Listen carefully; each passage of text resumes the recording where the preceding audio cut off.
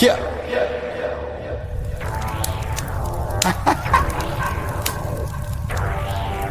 Yeah.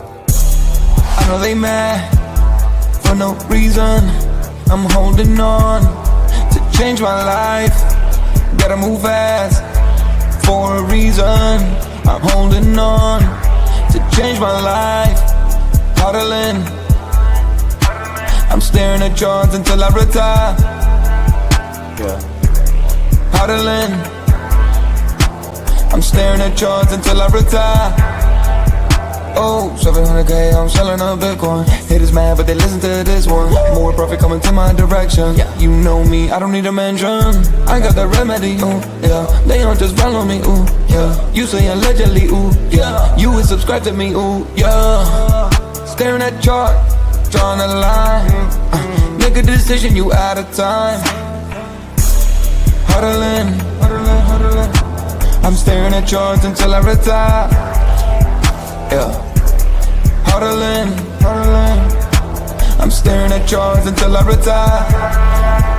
Yeah. See on stage. OnChain Revolution.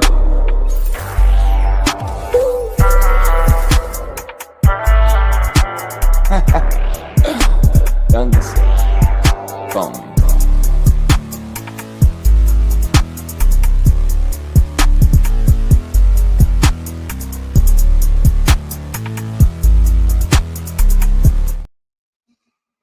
Welcome back to OnChain Revolution. My name is Shizzy. On this channel, we cover the entire crypto ecosystem. What is up, guys? We have an amazing show for you guys today. We're live for the OnChain Hour, and we got Bitcoin sitting above 109. Very happy to say that because we were at 107. It feels like 5 minutes ago. So Bitcoin is moving up again. You know, we do have Ethereum sitting right around, right 38.50. So really no movement from Ethereum. We are seeing Benjamin Cohen come out, and he's basically saying again, he's expecting Bitcoin dominance to fly up 62, 63, and maybe even 64. Not great, but it could be what we need to kind of push forward, right? Bitcoin kind of runs up, everything kind of waits for the king. Let's just say the first week of November, you start to see altcoins, start to see the fun stuff start moving again, and then we get into an area of, you know, in my opinion, and Yagobi's been calling this for a while. You know, Q4 actually getting that Santa Claus rally that we've had in the past, right? So really looking forward to that. We got Beyond Meat, which is a stock, right? But it looks like a meme coin right now. It's flying up right now. It went from like $3 yesterday's close. It opened today around $7, sitting around $6.55 right now. Insane, but like this is what brought, you know, in craziness and retail to crypto last time was GameStop. If you remember, GameStop ran and it got shorted all the way, or you know, short squeezed all the way up to like $300 from like 5. And potentially we could see something like that happening here. We are seeing Wall Street Bets is back. They're not as crazy as they used to be, but they are back, and they are, you know, posting 300 comments I saw for the one post already. So Wall Street Bets seems to be coming back. This seems to be a short squeeze position to take down the evil shorters, I guess you would say, right? But really excited. We got a lot of amazing news to kind of go over too. So without further ado, let's get the show started. Bringing my partner here as always, Mr. Yagobi. What's up, buddy? What's up? Yeah, man. Before we get started, man, I would love to know your opinion on this Beyond Meat stuff. Pretty wild right now. Yeah, there's people that are posting on the timeline talking about, you know, I guess reminiscing, and it's bringing back some nostalgia because that's what kicked off the meme crypto season, right? Back in 2021, I believe it was. And so, you know, Wall Street Bets is a really strong community whenever there's an opportunity that is, you know, I guess seems to be what Beyond Meat is. It's reminding them of the GameStop opportunity. And look, I mean, at the end of the day, it's doing what they said that the opportunity could do, right? It's going up, and that's the thing. And so, you know, is it going to trickle over to the digital asset markets? I think there's a good chance it could, because that energy is very viral. It's more of a belief system. It is a belief system type of energy that, you know, crypto trader really needs right now, right? So if they see Wall Street Bets really rallying again and start to move something like Beyond Meat stock, you know, crazy percentage, it's already gone up because it started really at around 50 cents, and we're looking at I think it like was trying to breach $8 early this morning. I mean, tons of percentage gain, but they're not done. This has just started. We're talking about maybe the second or third day of this momentum. So what is it going to take for it to really cross over into, Solana, the digital asset markets? I think it's going to have to get to, maybe 3 more levels up, right? To where society, everybody's talking about it. I texted one of my friends, her and her husband, really good at options trading. They took advantage of the GameStop situation. I asked them about it, and they said, I actually haven't seen that. I haven't really looked into it. So to me, that tells me we're really early in this mania. So, maybe a week later, it looks completely different. Either it goes away and it's been stopped, or we're talking about parabolic type of situation. So nevertheless, it's exciting because I feel like it's going into a perfect time area, right? The Q4 of this possible run up, and we do need Bitcoin to go up. So I'm with Benjamin Cohen in terms of, I'm okay with dominance going in the short term. That will help the overall liquidity eventually. Yeah, this isn't out of nowhere, right? It's something he's been saying since, Ethereum broke its all-time high. He's saying, hey, I think, the back end of August, I do think Bitcoin's going to be back at like 62, 64. And we're right. I mean, we're pretty much in the back end of August. We have 8 days left, or 9 days left in the month. So we will see. But real quick, let's take a look at Beyond Me. And I didn't even think about that. So nobody was really even talking about GameStop until GameStop hit like $80. Right, GameStop went from $5 when Roaring Kitty was started talking about it on his show. It got to like 15, 20. No one really cared until it hit $80. You're seeing Beyond Meat right now. I mean, this thing was, the bottom was about 50, 60 cents. And then, had 1 day, 2 days, and today's the third day of this, right? So many people won't hear about this until it's like 15, 20 bucks. If they can squeeze it that far without getting, pushback. We are seeing a little bit of a pullback today, but this thing ran from yesterday's close of $3.73 all the way up to about $7.72 before a pullback. So there's definitely opportunity there. And then me and you found something pretty cool. It's a very, very similar version of that. It's we do know that when GameStop ran, the GME token ran as well, and back in 2024. So we're kind of looking at this right now and kind of charting this a little bit and saying, hey, can this be the crypto's version of this, right? So kind of something to keep your eye on. Yeah. Keep in mind that was in 2024, the summer of 2024, not really that initial GameStop, situation that started and went parabolic, right? There just wasn't a meme coin that was launched after that, named after it. But in 2024, there was, whenever there was this almost resurgence of Roaring Kitty, and the meme coin itself went to $400 million. Yeah. Right. So now that is whenever Solana, grabbed some of that momentum away from the Bitcoin ecosystem in the summer of 2024. But it's just, I think it's smart to keep your eye on the situation, right? Right now, of course, that is one of the only tokens that's running because Bitcoin decided to take a poo-poo everywhere the past day, right? Yeah. And so it's just something to keep your eye on. But interesting things can happen whenever people truly believe in something. And that's what this Beyond Meat situation is. It's really trying to bring belief back to the degens. They haven't had something like this in a long time. So we'll see if it can continue. That's the big question. Can the momentum continue? Because we know it the length of that momentum the first time, it lasted a while. Yeah, 100%. All right. Let's get into today's main topic of today, which is Q4 crypto catalyst revealed. Hidden triggers that could send crypto parabolic this quarter. We're talking pre-show. There's actually quite a few, right? There's quite a few, but I do think that one of them is kind of two separate things that are together, and we've talked about on the show. But the one that people, I feel like, aren't thinking too much about is the government shutdown, right? Getting that over with. I believe it has affected the markets in general.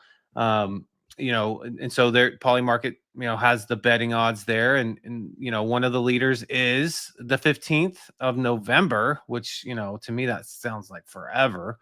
Mm-hmm. But then you have a 22% of at the end of this month. That's probably not likely, but then it could go all the way into next month, right? But it's like if this is something that's kind of lingering over the heads of the markets as well, it's kind of like, okay, at the end of this month we're going back to work. Let's at least have like a good holiday season, to where workers are back and all these things, right? And so that's another thing that it rolls into.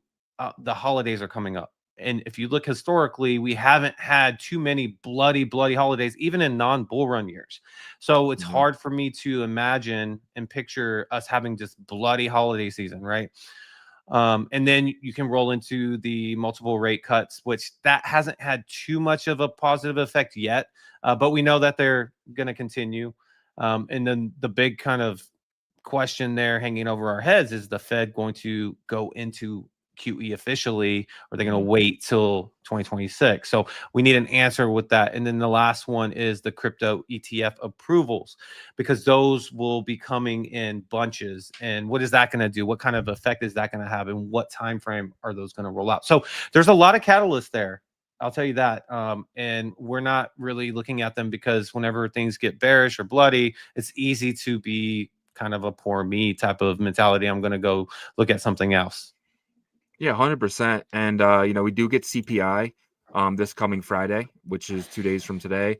And then you got the Fed decision in October, which is the 29th, which is, I think, is next Wednesday.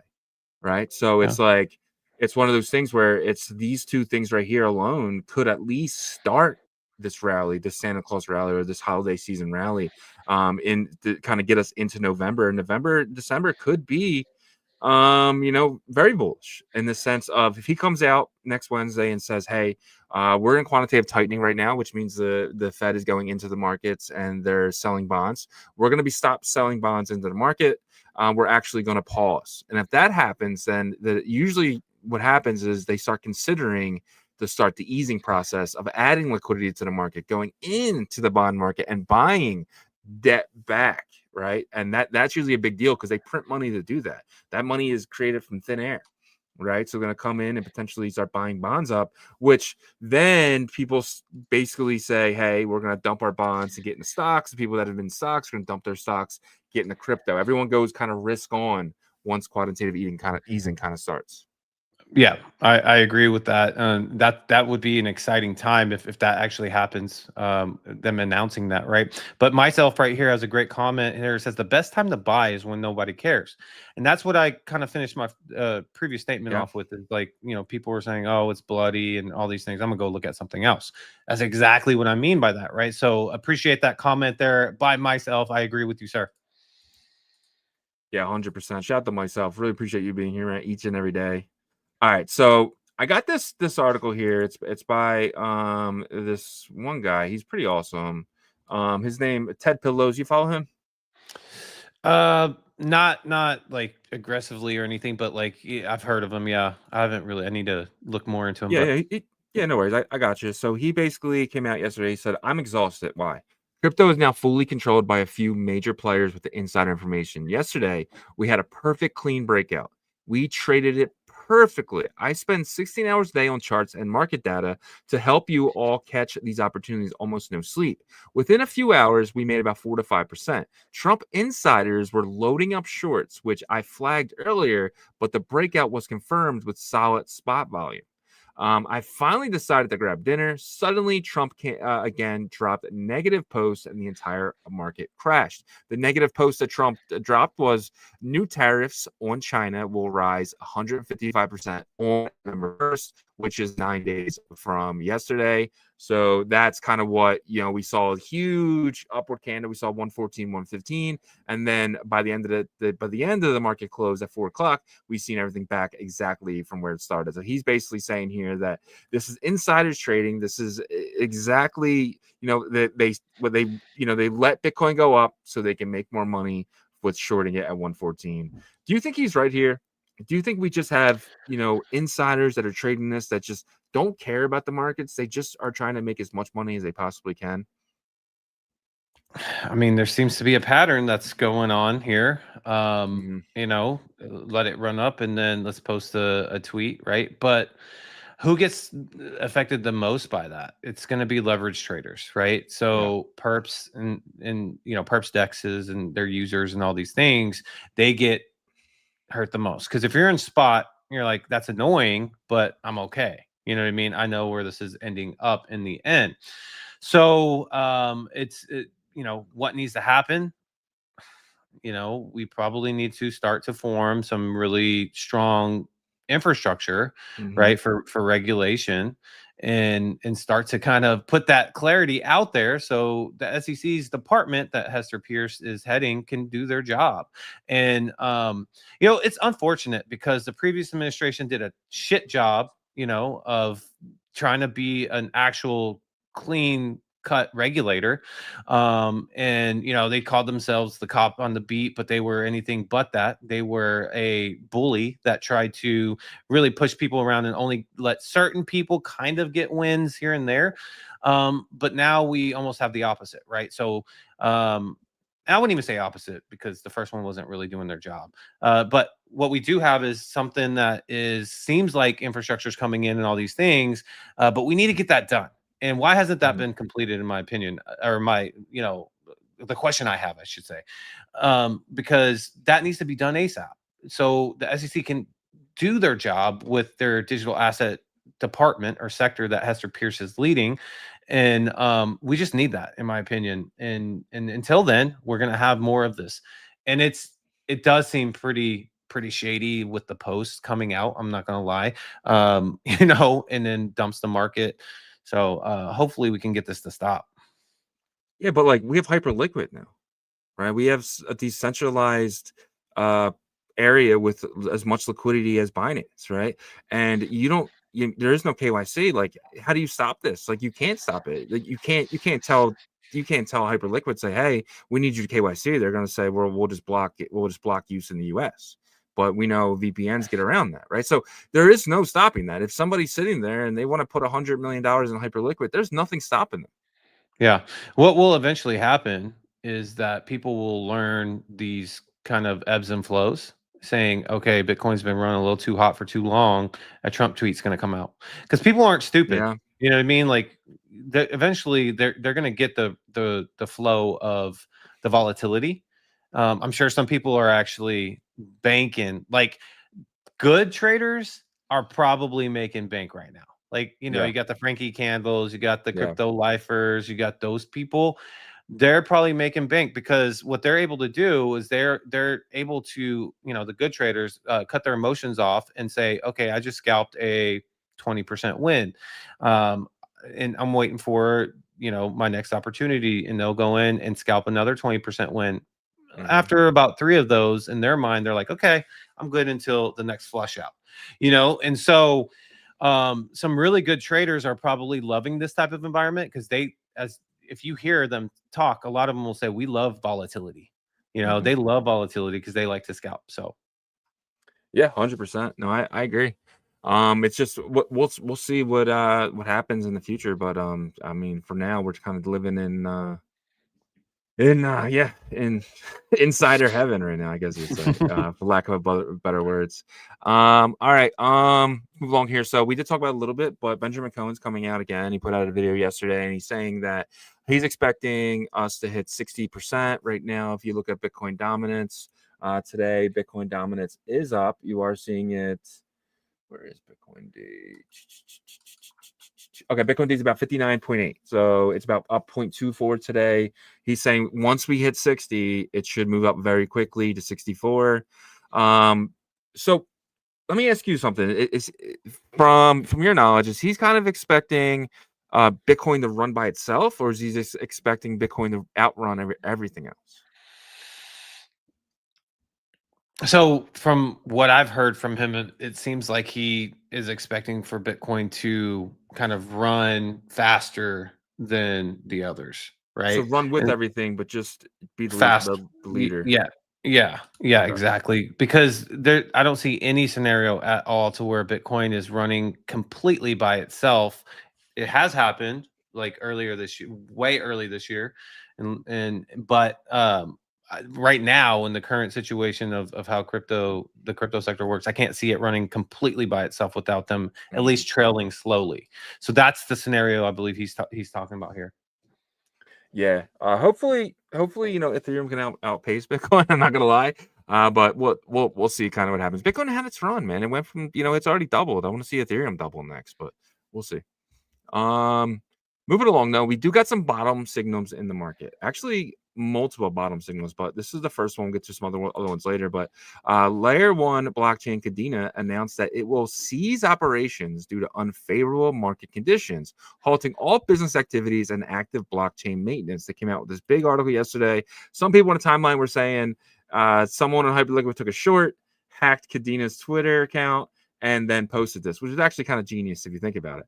But that didn't happen. This is actually real from the team. It actually confirmed that this is from the Kadena team, and they're a blockchain that was once billions of dollars is now pretty much dead. I mean, this chart alone will just kind of tell you the life cycle of it. We had the 2021 run, ran up to $25, and now came down here. Yesterday, it was trading around $7, and now it's trading around 7 cents. So it's down 90% since this article came out. A lot of people made a lot of money on this shorting it. If you were quick with your fingers and ran over to Hyperliquid or something like that and shorted this, you made pretty much really good gains on that.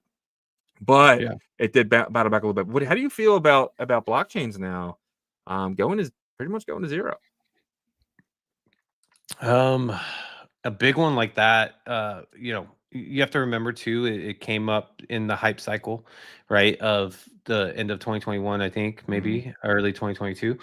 And so, whatever they could offer, they painted the best picture. A lot of projects did that. A lot of chains did that for the markets, and the markets bought it, right? And so you're talking about a multi-billion-dollar market cap chain just going under. So obviously it's not good, but it also tells a story of them not being able to find a strong, consistent revenue model to keep things afloat. And when you have a $4 billion market cap, like what happened to the treasury, what happened to the runway? So it probably was a bunch of vapor in terms of what they were selling to the markets, right? But it's sad to see, and curious to see if this starts something like some sort of snowball effect with maybe some other blockchains. But it is concerning because we've seen centralized entities go down, but not necessarily too many blockchains just announcing that had that large of market cap and success. Yeah, 100%. And I think it was kind of like proof of work, because it says used to pay consumption of the Kadena public chain. Similar to ETH, Kadena is a token which miners are compensated for mining blocks. So it was POW a little bit there. So that could be another reason why, because when you're staking it, you can earn the token, but when you're mining it, you need to mine the power. And if you don't have a lot of decentralization where miners all over their country or over the world are mining this, then your hash power can get under 51%. You get a 51% attack, so you have to worry about that as well. There's people out there who say, hey, we want to CTO this, which I thought was really interesting. Saw that on a timeline a few times. There's some real big players, but at the end of the day, they're paying too much for the mining power right now to kind of keep this going. And we see foundations like Litecoin Foundation, Dogecoin Foundation, that's why they're there. They keep these going here. So crazy day. But yeah, I do see a cascade. I think that a lot of teams had their runway for September, October, November. We're about to hit November, and I think a lot of teams are like, all right, that's it for us. Let's just break up and let's all go get jobs. You know what I mean? Like, I don't know. Once it's not profitable, you start to lose faith. Yeah, and I think those are some of the teams that realize that 2022, 2023, and probably a good chunk of 2024 was going to be hard, and they would get some relief in 2025, like enough relief, right? In the beginning, like in the spring and in the fall, and that relief didn't come at all, really. And so yeah, it's unfortunate. It's sad to see, but I'm hoping that this doesn't create a cascade type of event. And if that happens, I hope that it's postponed until early next year. But it's interesting to, I guess, kind of dig a little deeper and see maybe what other chains might be hurting and stuff. Because there's multiple ghost chains that were at pretty good market caps in 2022, and Yeah. they didn't give up necessarily because the chain is ran on a decentralized way. But yeah, I'm hoping that doesn't happen, because I think that could be pretty nasty. Yeah, 100%. And proof of stake models are different, right? In that sense, when you need the mining power, you need electricity to keep these things going. It's going to eat a hole in your pocket, right? It's going to eat a hole because you got to keep it above 51% if you're the team, so you don't get attacked, right? So it's one of those things where if somebody comes online, you have to power up some miners and got to keep that going. So, but I mean, it's probably centralized at this point anyway. So. Honestly, this is what happens. This is how winners. I mean, there's a lot of good companies that went under in 1999 to 2000, right? After that big boom, we're going to see the same thing here. And if there is a cascade, I hope it does happen next 2 weeks, so we can kind of get it behind us and kind of move forward and kind of bet on the winners. Yeah. I mean, if momentum does build up in Q4, it could maybe save some. But I don't know if we're trying to compare it to that time period, which I get where your comparison is, if it's only going to last 2 weeks. You know what I mean? I feel like that is something that would probably draw out to like a month or maybe even a couple months, just to kind of one by one, they'll come out. But I don't want to think about that right now. I want to think about getting through this. I think this is the straw that breaks the camel's back. I think there might be a lot of teams on the rope that are just like, they did it. Like they didn't want to be the first one, Yeah, but they were, I guess, were forced into it, at this point. They couldn't keep running the miners. Yeah, they couldn't keep paying for it. So, all right, moving along. Those is some fun stuff. So the DXY, this is really interesting. Me and you both really enjoyed talking about this morning. So DXY, we do know, was one of the first perp dexes, right? Which is crazy to see Hyperliquid so strong. But they said, a first for DeFi, trade the outcome of the 2025 World Series with the prediction market perps. So they're letting you take leverage on a Polymarket perp, Polymarket, prediction.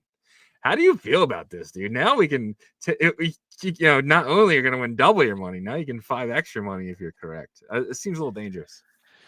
It seems a lot of dangerous, and I'm kind of terrified of this because I love both things in terms of having an opportunity with like margin or leverage, and then also sports betting. One, I feel like I have definitely a little bit more mastering the craft of the other, but I think it's going to be fun. Obviously, I'm just kind of joking there, but look, this is a new product, right? You're talking about stuff that sports bettors are going to get involved with, because to them, why not? If they feel like they have an edge, why not put up some collateral and get a 5x position in an outcome that you believe that you're already pretty good in that sector, like sports betting, right? So this is exciting, but at the same time, definitely want to warn the audience that if you don't have control over gambling or anything like that, this is probably not for you, right? This is something for someone that does know how to have that kind of control over that, and that's not a slight to anybody. Everybody has their vices. So but I'm excited to see what this is the experience, because I looked into this and I had tons of questions. How's it going to work?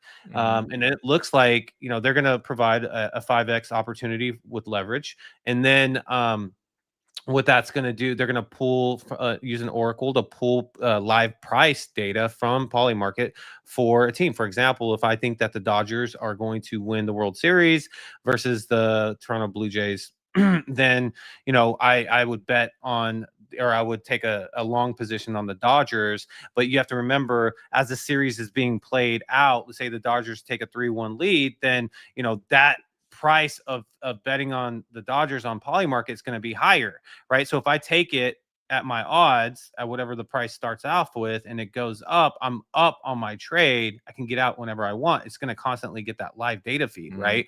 And then all of a sudden, here comes the Blue Jays. They tie it up 3-3. Now we're balanced back. So it's going to be fun in that aspect, because I never ever in my life thought about using perp decks to trade sports outcome games, but now that sounds pretty fun. Yeah, 100%. And like, best part about this is like you can just take the one bet, Dodgers win the World Series, right? And not have to do like a parlay to win 5x, right? You don't got to come in and Shoho is going to throw, 99 about, 99 fastball or whatever. You don't have to put more bets in there. You can just take the one. And if you feel that strongly about it, take leverage. If you're like, I'm over the moon on this, but you don't have a lot of money. Well, let's just say you put $1,000 to win 5,000. I mean, that's up to you. I mean, there's the risk versus reward there is huge, right? Because if you win, you win. If you lose, you just lose 1,000. So I don't know. I like it. I like it a lot. Not something I'm gonna do, by the way, but it is pretty cool. All right, let's jump to the next thing here. We got a tweet from Brian Armstrong yesterday. He basically came out and said that Base is building private transactions. We acquired Ironfish team back in 2025 to start working on this. So basically, I looked into this. What this is, they're basically going to be hiding your wallet balances. They're going to be hiding everything else from everybody except themselves and the government. So Base's private transactions will not be fully private from Coinbase or governments. They're likely to be private from the public, block explorers and others, but still auditable and viewable by CB, Coinbase. So yeah. So how do you feel about this? I probably is nice though, because like if let's just say you have $100,000 in cash and you're going to the store and you're using your Base wallet to pay for stuff, you don't want that cashier to know, that okay. Let me check his wallet and I can kind of see how much he has in there, right? So this is something needed, I think. Yeah, I agree, and this is a mainstream adoption move, in my opinion. It's Yeah. for people that want to come on and just don't want everything public to announced to the public, basically, for their financial transactions. So I think Coinbase is the entity to probably do this, right? Because they're an onboarding entity, and it makes sense. Yeah. 100%. Yeah, I think this was needed. And obviously, this is just be for Base. So when you're using Base, you're going to be, all your transactions will be private and stuff like that, which is going to be hard though when you're like, because people like me, I like to check my, Base, what is it, Base scan and stuff like that to kind of see like what I've done, and that's not going to be possible anymore. But it is what it is. Next thing here is pretty cool. So Aptos, chain that I air farmed, by the way. I got a nice airdrop from that way back 2022. But anyway, so BlackRock deploys 500 million BUIDL Fund on Aptos. So this is the article here if you guys want to go check it out. Basically, what they're doing is they're basically creating NFTs in the sense and backing them one-to-one with an asset. They got about $1.2 billion over there. And that makes Aptos now. Aptos climbs into the big leagues. Aptos is now top 3 blockchain RWA. So we do know that BlackRock has their own chain called Ondo, or their own protocol called Ondo that's building its own chain. But for now, they seems to be using Aptos. Aptos is the same programming language as Sui, but it's not clogged up by any DeFi, not much activity at all. So I think that's why BlackRock was like, oh, this is perfect because it's a dead chain.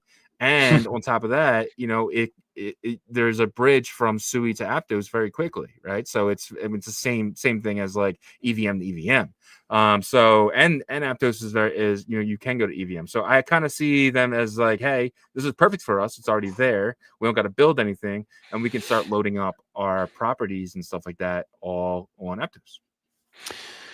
Yeah, it did shock me a little bit because we remember the news from before how BlackRock was really focused on Ondo, but maybe their timelines and goals aren't being hit in terms of production and stuff like that. And so, BlackRock definitely has really high efficient teams of research, and so they probably researched multiple different environments, and Aptos became one of the winner here, right? So I think this is huge for Aptos, because they were probably trying to look for their niche. Where are we? What are we going to do? So I'm sure that they pitched pretty hard to BlackRock, and now we're starting to see Aptos kind of come out a bit on top here, at least in the RWA sector, right? Which is, we both believe, is going to be a huge, multi-billion-dollar, if not trillion-dollar sector eventually.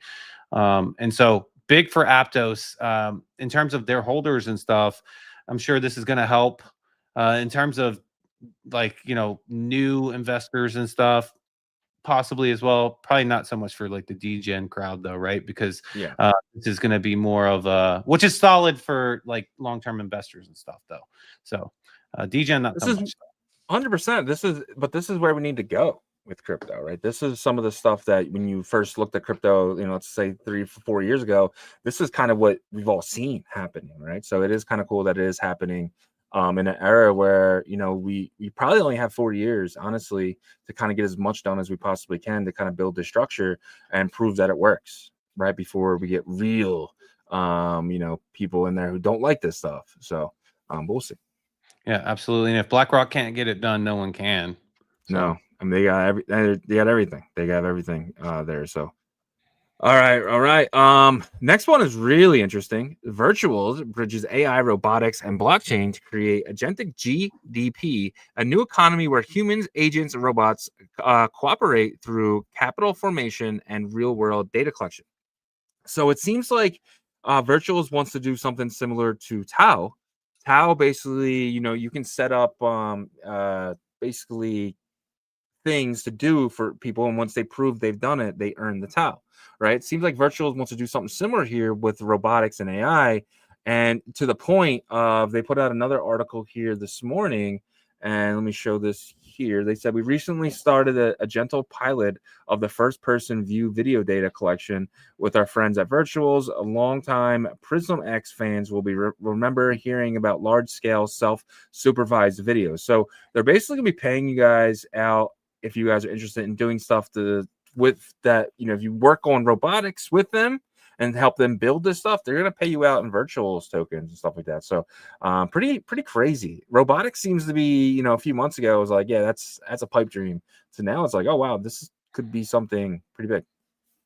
Yeah, for sure. In seeing some of just the production and robotics in general in the real world is also kind of telling that it's really advanced. But this is a cool way to kind of do a grant system in a sense, right? But utilizing virtuals to do it, and probably more of a simple way to earn a grant. It's like show that work, and then you can get paid out in virtuals.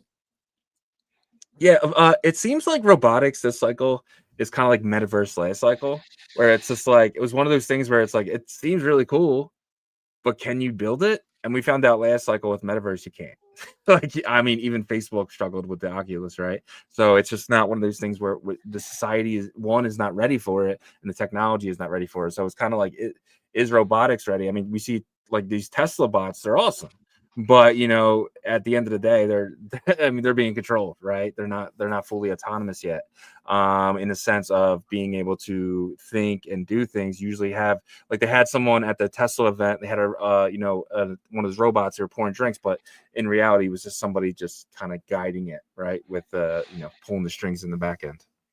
Well, I think that robotics and AI actually simultaneously will succeed kind of together. And, back in last cycle, AI was just not great at all.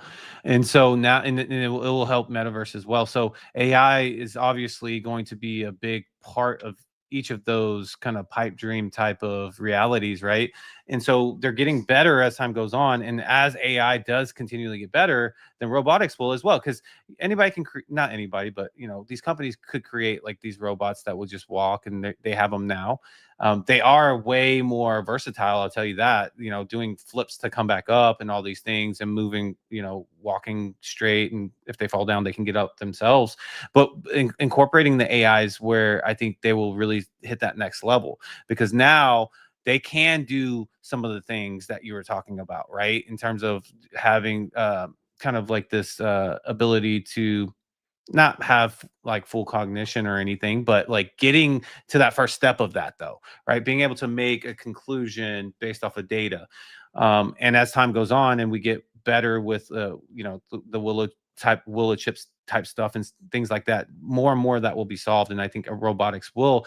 So I think basically what I'm trying to say is that robotics has a better shot than metaverse did last cycle because of AI. So it might not happen in the next 3-6 months, but I could see it happening in the next 1.5 to 2 years. I just think there's gonna be too much red tape. They're not going to let you buy these things without these things being tested, right? And we haven't even seen drones like delivery yet.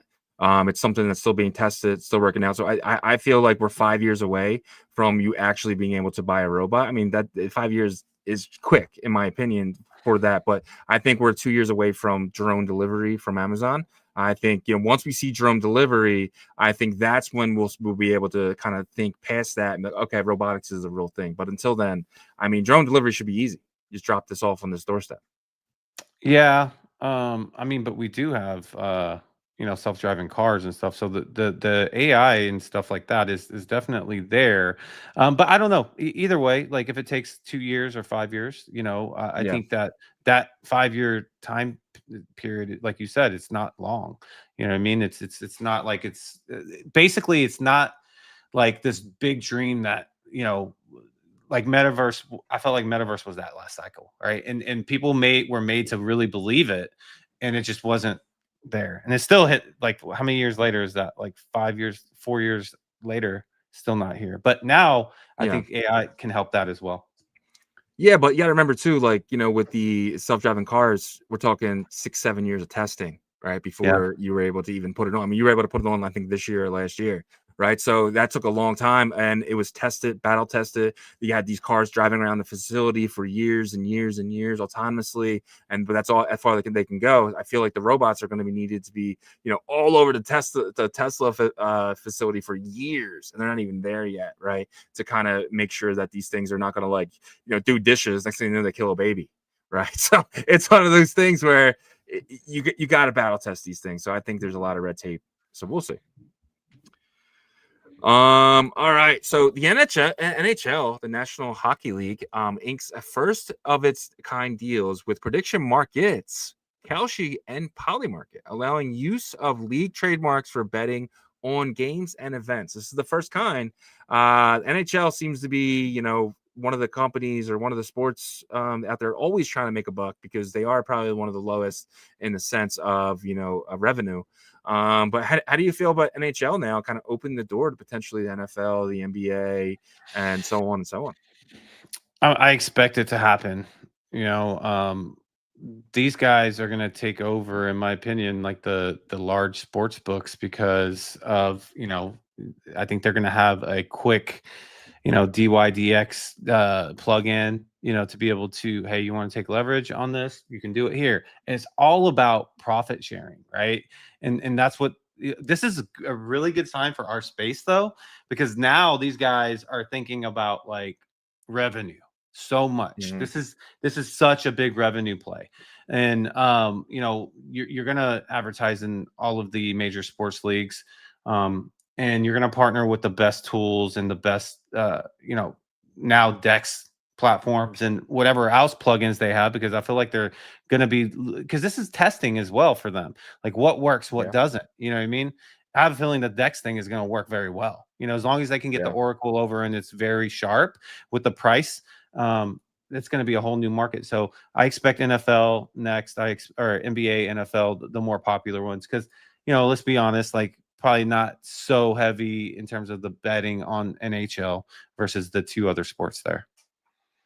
Yeah, 100%. And maybe that's what the NHL wants to change. Maybe there's not a lot of activity, but say, hey, and now you can add, you know, the Flyers logo. You can add, you know, all these other logos to the actual Polymarket stuff, make it feel more of that sports feel. So we'll see. Yeah. We'll see what happens next. But really interesting, really interesting. But let's kind of get into the next thing here, which is the crypto fear and greed. It's depressing. Last week we were at 37. Yesterday we we're at 33. We're back in fear. We're back in the 20s, high 20s, but we're back in the 20s. 28. Pretty much. Right there, sitting at 29. I hate seeing this. Like, this is bothering me right now. Like, this hurts my soul that we're sitting here in October of 2025 and we're in fear. We're you know, we're not far from extreme fear at 24 either, right? This is like the bottom. This is right before extreme fear.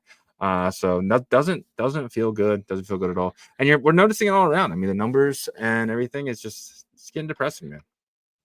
Yeah, it, you know, obviously yesterday tweet and the price action, all that stuff just has it going everywhere. It's just all over the place. right? So Yep.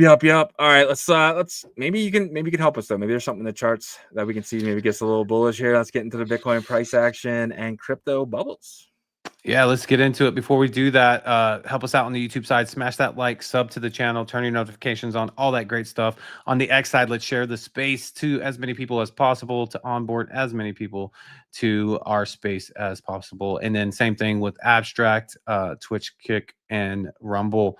Don't forget Spotify there. All right, let's jump into some price action. I'm not sure if this is going to help, because a lot of times what happens is like the second half of the day just kind of goes the opposite, right? And that's what happened yesterday, right?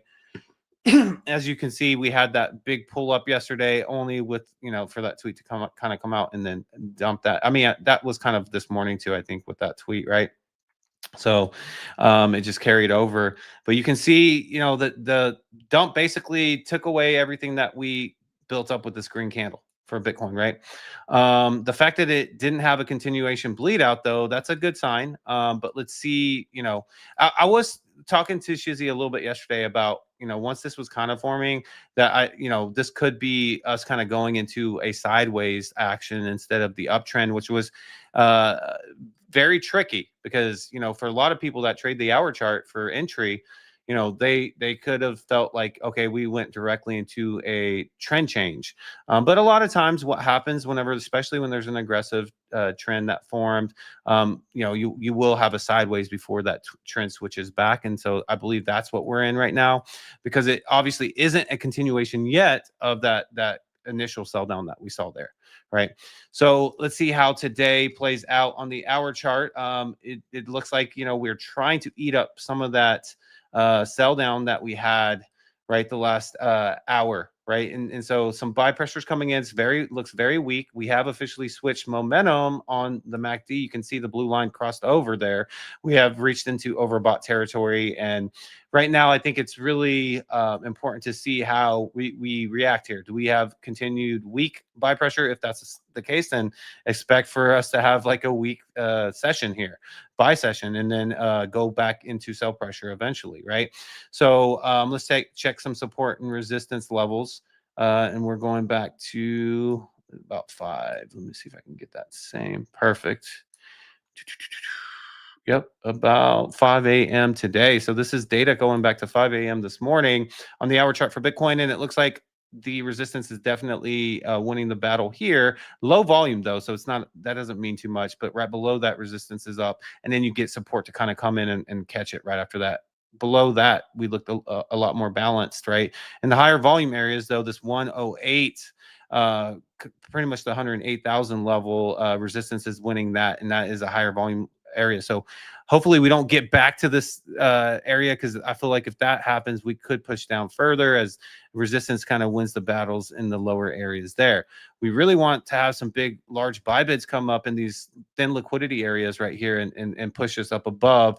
That is the ideal situation. But as of right now, it doesn't look super great, right? Like these low areas is pretty balanced on both sides, so you need some large buy bids to come in there. Again, the MACD is showing weak buy pressure here, so could be seeing further down here the next 2, 4, 6, 8 hours for the you know, I guess I would say probably the next 4 to 6 hours. But let's see if that continues and keep our eye on this, because it's really going to be important how Bitcoin's price action reacts in those levels I just mentioned. So that is the hour chart for you guys. On the 4 hour. 4 hour looks a little interesting here. It just flashed back to dark red. So possibly we get, and it just flashed back again. But, you know, if we do get that scenario that we, you know, break down below 108 that I just mentioned on the 1 hour chart, you know, this definitely could build a bit stronger in the next 4 hours, right? So that's something to keep your eye on. If we, I mean, this sell pressure doesn't look too intense on the 4 hour yet. It could get there though, you know, depending on how today goes, right? So I think we're still kind of okay for now. But if that 1 hour chart, you know, next 2, 4, 6 hours does get us below 108 and we go into 107.5 and continue down, then obviously this is going to break down and become more aggressive. But that's the hope, is that we don't get there, right? So Not a great support there on the 4-hour to show, you know, that we might come out of it on the 1-hour chart. But hey, you know, anything can happen here, and it looks like at least we got out of that down pressure, because we did creep back into 107s about like 45 minutes ago, you know, and it seems like we're trying to rebalance. So the sideways that I mentioned on the previous chart, that could be what we go through, and I'm okay with that. I'm okay with sideways as long as we don't have a continuation bleed down from the previous downtrend on the shorter time frames. All right, so the daily chart, this is the one I've been telling you guys about, and I told you yesterday the setup looked good, but I wasn't completely convinced. I don't know if you remember, I said I need a little bit more conviction, and that was exactly why of what happened yesterday. You know, this fast line was curling back up a bit more, and I feel like I still kind of think, I mean, I think this is still an okay setup to like go into, but we need that conviction to really kind of come out of the sell pressure that the MACD is showing here on the daily chart. So I'm still going to be very patient here. You know, we did start this kind of journey on the stochastic RSI going past the oversold territory, but we halted a little bit here after yesterday, right? So let's see what we can do here. I think getting back to 109, 110 in those areas is something that's going to help close this up, right? So we need a strong finish for today, because yesterday's candle definitely was, you know, basically kicking you whenever you're trying to rebound, right? So we need to finish with a green candle today, and then maybe we can start to have more conviction in this chart. But until we get that, until we have that conviction that we're coming out of this sell pressure on the daily, you know, we got to have that possibility that it bleeds back out, and so that's what we're looking for on the daily chart, guys. All right, same thing with Ethereum. You know, Ethereum is really just pretty much following that path that Bitcoin has. Let's take a look really quick though on the hour chart. The hour chart for today, very, very weak buy pressure, even more weak than what I saw with Bitcoin there, back below 4,000. So really just need Bitcoin to lead the way. So, you know, if that dominance is going to kick back up, it's kind of the scenario that we talked about earlier, you know, that Bitcoin does lead the pace and Ethereum kind of slowly follows, while Ethereum tries to pick up a jog and then a sprint, Bitcoin tries to pick up a jog and then a sprint, and then increase that dominance that way. But yeah, Ethereum, same scenario, guys, for Ethereum on all time levels, just a little delayed to what Bitcoin's going to do. Crypto bubbles here, just nasty. Everything's bloody. Aster kicking people's Aster. Aster is kicking people's Aster, right? There's a lot of people that really bought, you know, Aster at that $2.50 mark, thinking that was a cheap price, and now we have Aster at 99 cents. So Aster, unfortunately, you know, sorry for you guys that got in to that a week and a half ago, but it's pulled back 15.5% there. So this is one of the major news in terms of price action for the day. You see Co-AI, whenever everything is dumping, Co-AI seems to be pumping, right? So Co-AI, huge win there. And so, but because I said that, what should you expect when everything probably starts to pump again? You know, Red. Maybe right? Maybe some pullback, because the winners of this will probably try to get into something else, and that might happen in the next couple of days. But just something to keep your mind on. That's not financial advice, because it could stay green, but that is kind of like a logical standpoint, in my opinion. You see Pith pulling back about 7% there. Unisat pulling back about 7% as well.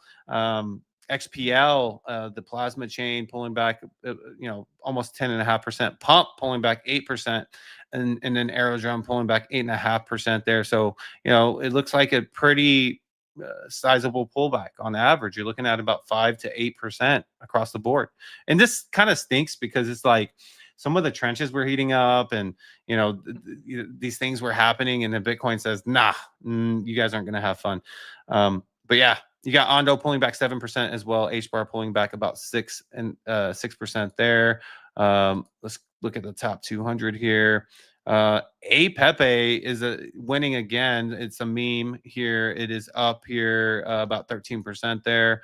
And then everything else across the board, it's about that 7 to some of this a little bit higher. I see about 10%. You see Zora pulling back 15.2%. It had a couple days of being green and winning. And look who it is. One of the few green here. You got Merle up 1.2% at 35 cents, while everything else is dumping as well. So yeah, that is Bitcoin, Ethereum, and the alts for you guys. I'm not gonna lie, dude. It feels like a bottom. Like I don't think I've said that often. Like I feel like we've hit a bottom here. Like I just don't know how stuff like Sonic, how stuff like Gave, stuff like Makers, really really amazing projects can drop any further. I mean, obviously they can, but at the same time, I can't. I just feel like there's too many strong hands in those projects for just kind of keep dropping. But you're seeing the fear in the market. If you're dumping good projects like that, I mean, this got to be like the bottom. It has to be. But Let me ask you a question. Do you feel like Aster's a buy right now? Yes. Okay. I believe in CZ. I believe in Binance, right? Like I feel like Binance is going to get to $2,000-$3,000 this cycle, and I think Aster goes to like $10-$15. Yeah, I think Aster is a $15 token by the end of the cycle. Ooh. I mean, at CZ, bro, it's Binance on chain. Like they're already pushing their transactions through it, right? So what happens if they just come out and announce that? So, True. all right. Let's kind of get into the roll call here. And on this channel, first, take the first comment. We put it on a spreadsheet. That first comment today is the man, the legend himself, Webdro. He has won 51 days. Congratulations to you, my friend. Killing it. You are ahead of Lackey Lukey. Lackey Lukey hasn't won in a while, man. His last win was on the 1st of October, win number 48. Lackey has came in with 47, 48, 49, 50, and now 51. Congratulations to you, my friend. Bitcoin Frog on the line. Going to be fun to watch. Shout out to Webdro. Again, Hydro Sapien is here, my guy. So we got this on-chain pre-party. Let's go. Webdro in the house. ASAP Benji is here. Bitcoin is truth. Says beyond Solana coin is running. Not anymore. Abstract is here. Shout out to Abstract, Spindrift, Vader Time, my guy. Appreciate you. Lackey Lukey hops in here. Appreciate you, my friend. Satoshi Nakamoto is here. The legend who created Bitcoin. Watched our show on the daily. Storm is here. Your first time here. Appreciate you, my friend. Chief Axel, my guy. Appreciate you. Myself says, the best time to buy is when no one cares. That is true. He said, yeah, Kadena was a top mined coin last cycle, and it was always on the top of what to mine. Yeah. This was a token pushed by, I think Crypto Jeb was pushing this, the investing bros, Discover Crypto was talking about this token. This is a token that was people were saying was the next Bitcoin, right? So I mean, obviously it didn't happen, but I do. Proof of work chains are they're not easy to keep it going. Myself said I had a problem accumulating uncommon sats. Oh, okay. He's grabbing those low inscriptions. I don't think I'm not. I still have all my rare sats. Where you at, rare sats? Watch now. He's gonna pop in. Here he comes. Rare sats come. Now I'm expecting him to come. He won't come out there, but yeah, I still have all mine. I have my uncommon sats, and I have a couple black uncommons and stuff like that. I don't know. At the end of the day, it's kind of fun to keep in your wallet. We'll see what happens. Yeah, I mean, but go buy a painting. You know what I mean? Like I just don't get it. If you're passionate about like ordinals and stuff like that, right? I think there's people that definitely came in just to flip on that flipping opportunity, but some people truly wanted to collect them. So yeah. I mean, people collect weird shit. So Stan says Aster's at 99 cents. Wow. Oh, rare stats dumb. That's what I was doing. I was like, there he is. My Hydro Sapien. Appreciate every single one of you guys. How awesome is that, by the way? Every single day. Say his name and he appears. Shout out to you guys, man. Absolutely awesome. All right, let's kind of get back into some banners here. Okay, so Luminex expected to share that Luminex now excited to share that Luminex now supports Xverse app. Users can seamlessly connect to Xverse wallet and experience Spark Launchpad on Luminex. I don't think the Launchpad is up, but now reading this makes me think that it might be. I don't think so though, because I think there will be a big announcement when it does happen. But let me just check and just make sure, so I'm not out here. Nope, no, it's not. It's not up yet.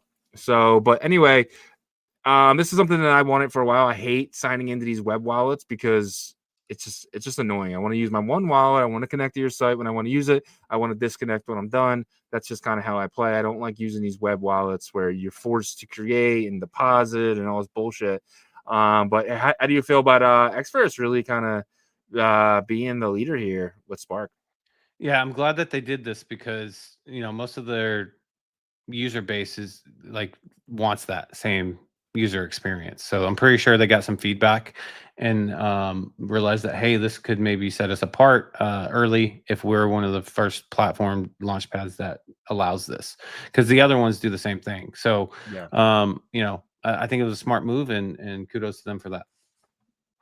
Yeah, 100%. I think they're going to be one of the bigger players in Spark. I think Spark's going to be bigger than people realize, because David Marcus actually came out and he said, stablecoin transactions on Spark will soon be private, gasless, pay tiny fees in the stable you're moving, and benefit from Bitcoin's true decentralization and trustlessness. So this is David Marcus. We do know that he is, somebody who worked at PayPal, somebody who worked at Facebook. He actually helped create the Libra project, which eventually was the smart contract languages for Move. So Aptos and Sui were both from there. So Spark is the third potential project that come from the Libra program after it got destroyed by Gary Gensler and Elizabeth Warren.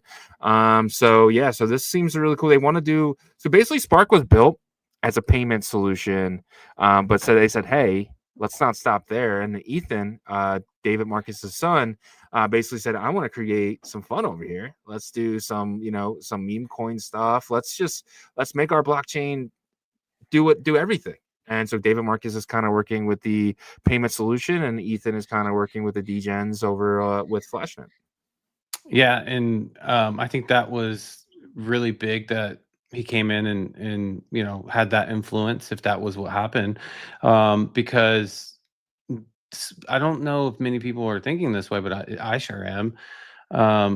Lightning is one of the scaling solutions that the maxis are cool with. They actually like it, because it helps with peer-to-peer payments, and so this is a way to kind of get the foot in the door. And I wonder how some of these maxis are going to respond to it, because there's going to be some degenning happen, which is fun, right? But if you only want it for the payment side of it, you can do that too.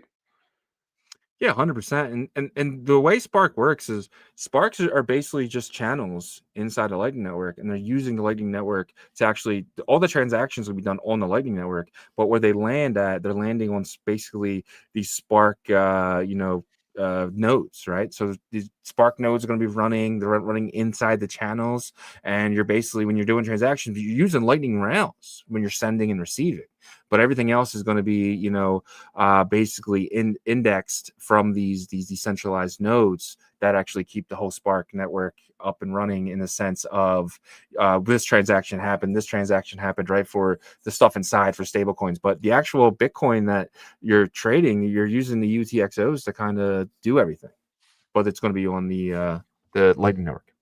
Yeah, and I love that part, because it makes it feel really native. And if you can explain that at a high level, simple level to the maxis, then they'll probably be like, oh, well, that's okay.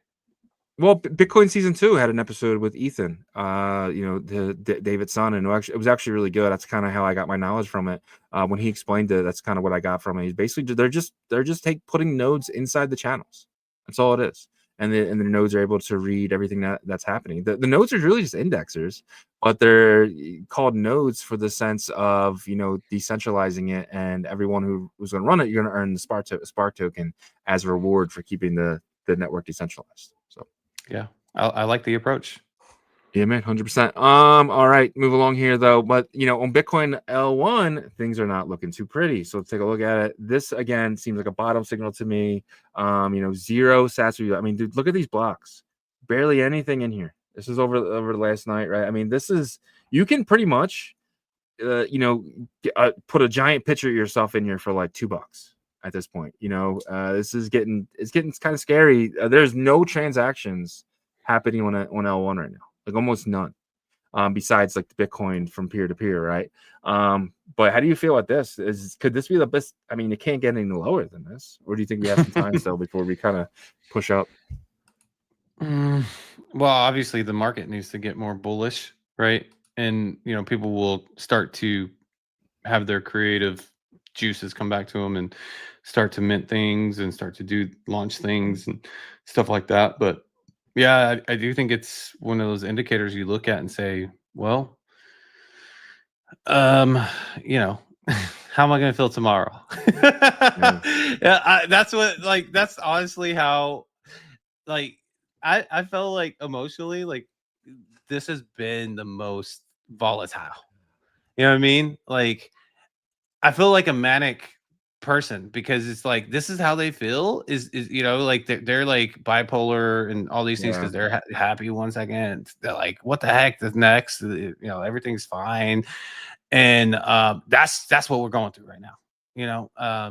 Just yesterday, and I said, like, our show title was "The Trenches Are Heating Up." They were like the week oh, and then like Monday still heated up, like tokens bonding left and right, and then you have this happen right yesterday. So I just don't know. I know I kind of deviated from the topic there. It's just a bit of frustration because you look at the mempool. I think the mempool is probably like down the line of where you look at and say, okay, things are obviously like really quiet right now. You know what I mean? You look at the tokens, are they not bonding as much anymore? And they're not, I guess, after a day of a bad tweet. I guess the market's so emotional, extremely emotional, based off of that kind of stuff, like the tweets and things like that. The problem is like, I feel like, they just keep hitting us when we're down, right? We barely had any type of run this year. I mean, I think the summer was bullish, which is different, right? The summer was in a sense of Ethereum hitting all-time high. And then it was just like, you know what? We're going to pull the rug out from under you guys. Like, you guys are going to deal with the sideways bullshit. And again, I've said it millions of times on the show. Sideways is the worst when it comes to sentiment in the market. Sideways is, I mean, you're seeing Ethereum right now. I mean, we're sitting at 3,800, right? Which is a lot better than where it was in March. But we've been sideways for going on about 45 days. In our market, that's not okay. That's not going to get anyone excited to kind of pay attention. And a lot of people, they've gotten really used to touching grass. I mean, I feel like we've been saying touch grass for over a year and a half now, honestly, since like May of 2024. And there's only so much you can do anymore before you just kind of forget about crypto a little bit and you don't even come back to your computer, right? And then people aren't coming back as touching grass anymore. And you're seeing it with viewership and from every channel. You're seeing it with these dApps, like even Kadena. No one's using the blockchain, right? So it's like it's one of those things where people don't care anymore. So it's like the people that are here, the people that still care, we keep getting hit in the face. And now we're getting hit in the face with insiders who know what Trump's going to say, a half hour before he says it, and then they're wiping out leverage. Yeah, I think the shrinks and the psychologists are going to be really busy probably at some point, because they're going to be like, oh, do you know how many clients I have that were like in crypto during the Q4 of 2025? No, I'm just making fun. I think people use ChatGPT now. Yeah, that's true. They honestly, do. They do. I think more people, especially people who don't believe in shrinks, they're using ChatGPT to kind of vent a little bit, right? Because that's all a shrink does. You go there, you vent to somebody who's not going to judge you, but in reality, they're writing down this person's a fucking crazy person, right? So it's kind of like, but ChatGPT, I feel like more and more people. I think the job of a shrink is gone. Like, I think that, if you're not using ChatGPT, ChatGPT it has every book that's ever been written inside its backend. Right. So, I don't know. Yeah. But then you could eventually say about like anything general, like with medical, that's not an emergency. You know what I mean? I'm right there. Like, I'd rather have an AI diagnose me than a doctor, because at least the AI is not going to forget something. The doctor might have got drunk and, didn't show up to that day when they were teaching that. Right. You know what I mean, dude? Like, so it's like, I don't know. Yeah. I did use ChatGPT to actually find a medical interaction with like for my mother's medication because she's Yeah. and it like found the problem exactly. I go, stop taking 100%. this, and she did, and It worked. back to normal. And a doctor would charge you $200 for the visit. You know what I mean? I'm not advising people to do that. That's my experience. I am. Ask ChatGPT first before you go to a doctor. I actually believe AI are better doctors right now than the actual doctor. I think doctors are kooks who just want to make a buck on you. They want to get you on as much medicine as they possibly can get you on because that they get compensation. They get compensated for that. And there's, that's not something I just made up out of nowhere. There's actual fact that, when they prescribe you a certain medicine, a lot of the times they get compensation for that. Yeah, they do. Some of them, right? Or some of them take that route. But I mean, surgeons, obviously, you need those for now. For now, until the AI. 5 years from now, I don't think so. But Jupiter launches its first prediction market powered by Kalshi liquidity. So Jupiter is entering. I think everyone's entering the game. DraftKings acquires a CFTC regulated Railbird to launch prediction markets. Right. Ooh. This is getting crazy now. DraftKings got in Jupiter. So Jupiter is going after Kalshi. DraftKings is like, instead of create our own with these guys, let's buy someone already doing it. Railbird's already using the blockchain rails. So that's one thing that these Web2 companies need. They need blockchain rails, right? So acquiring these smaller prediction markets is kind of the route because you get the rails and then you just add your spin to it. But this is pretty big for Jupiter and DraftKings. Yeah, I think it is big, and it reminds me a little bit of like PayPal entering the stablecoin game, right? It's like, okay, we have capital, we have investors, we have a board of investors. We know, like, basically, with the money that they have access to, they can build their own infrastructure. They have their own teams, that's specialized in it. So, but the disadvantage is they're a little bit behind, right? But they're acquiring these teams that already kind of know and run. So this is the right move, I think, by DraftKings. Let's see if some of the other online casinos like Bodog and stuff like that come on board, because they used to, pretty much run the online casinos, right? Like those large ones, and obviously DraftKings and what's the other one? FanDuel got into that game as well. But then you have Caesars and stuff that did online sportsbook and online casino, or so when are they going to come in? Because they're legacy, right? They're old, they're Vegas, right? But they realize that, okay, we have to get into online sportsbook as well. Are they going to say, okay, we got to get into this as well? And I think if they get in, like, we have arrived, in my opinion, because they're very legacy, right? In terms of their brand and everything. Mm-hmm. So for them to get in, then I think like we're hitting that mass adoption type of stride very, very soon. Yeah, 100%. And Vegas could actually be very autonomous eventually, to where there's no people. You kind of go there. There's a machine. You press some buttons, and everything's done on the blockchain, right? So I don't know. We'll see. Next thing here is this probably kind of why we're looking like shit right now. Jim Cramer said, we told people to sell gold on Monday, and that call has become total spec meme. So he's basically saying he called the Bitcoin and meme structure, meaning BYND. He said sell gold, buy memes, meme stocks, and Bitcoin.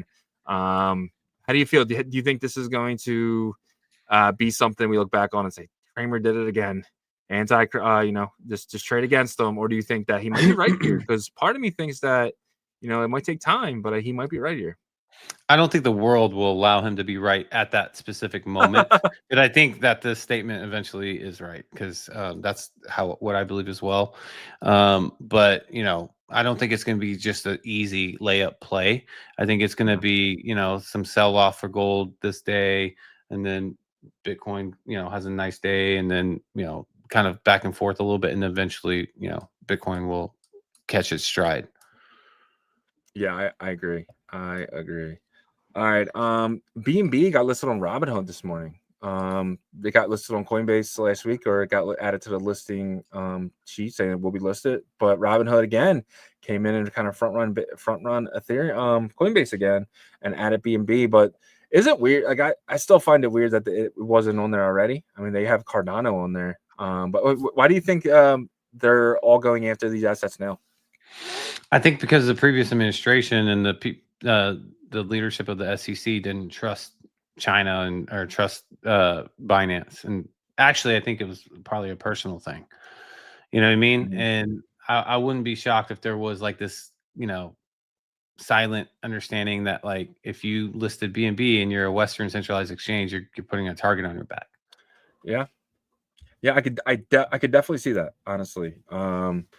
Now it's kind of like, hey, everyone. I mean, hey, we're listing meme. He's gone. Yeah. So well, that's what I'm Gary saying. Gensler. It's like you're listing meme coins, so it's like, you gotta list BNB if you listen. Oh yeah, for sure. And also for the audience that are like, what's he talking about?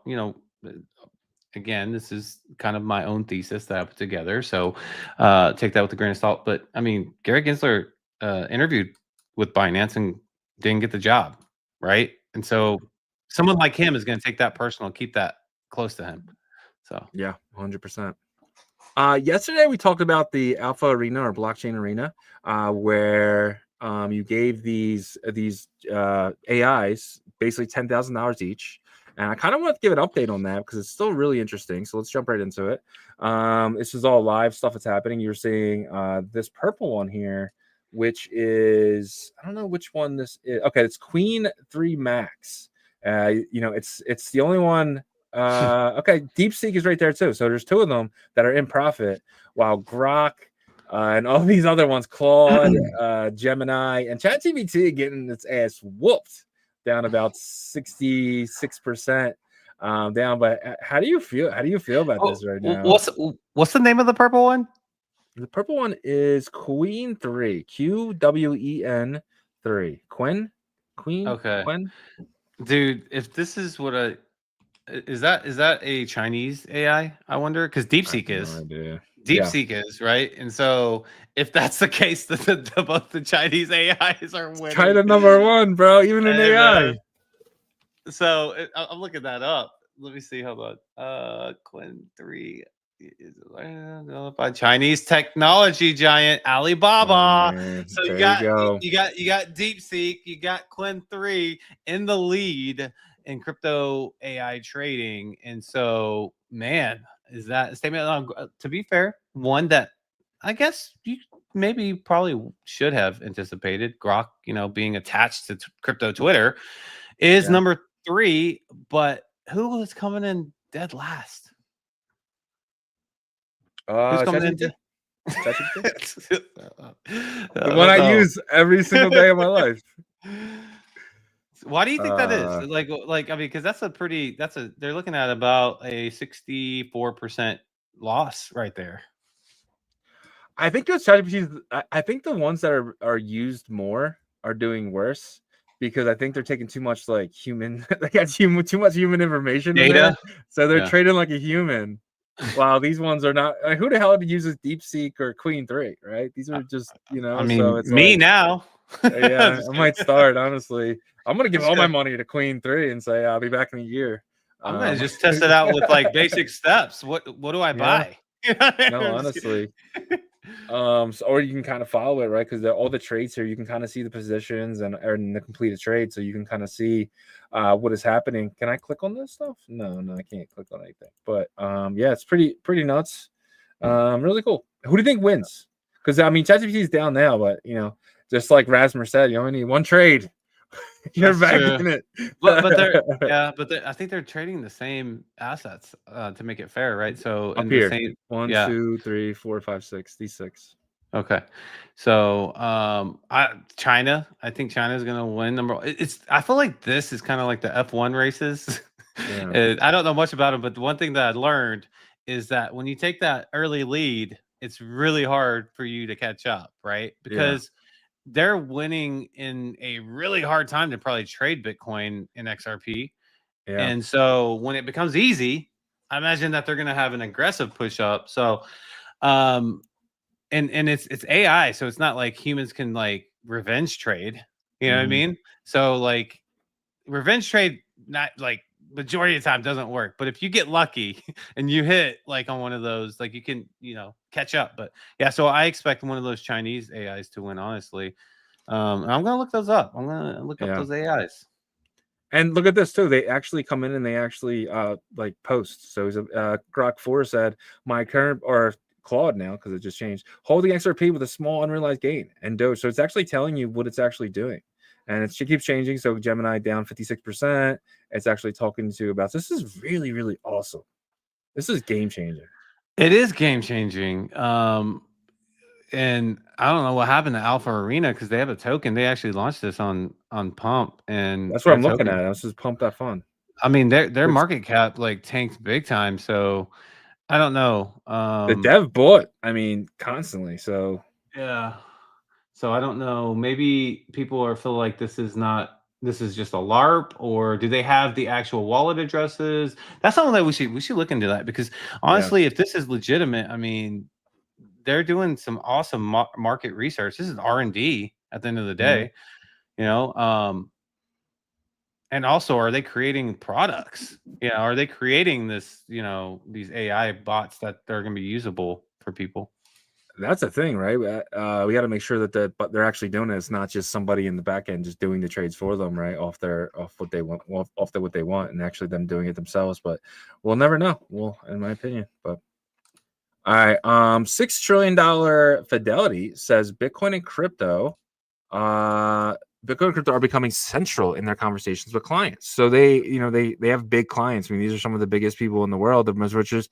They use Fidelity and BlackRock, and Fidelity is saying, it's in every conversation. And Fidelity is somebody who, they're one part of the first Bitcoin ETFs. They're one of the first, Ethereum ETFs, right?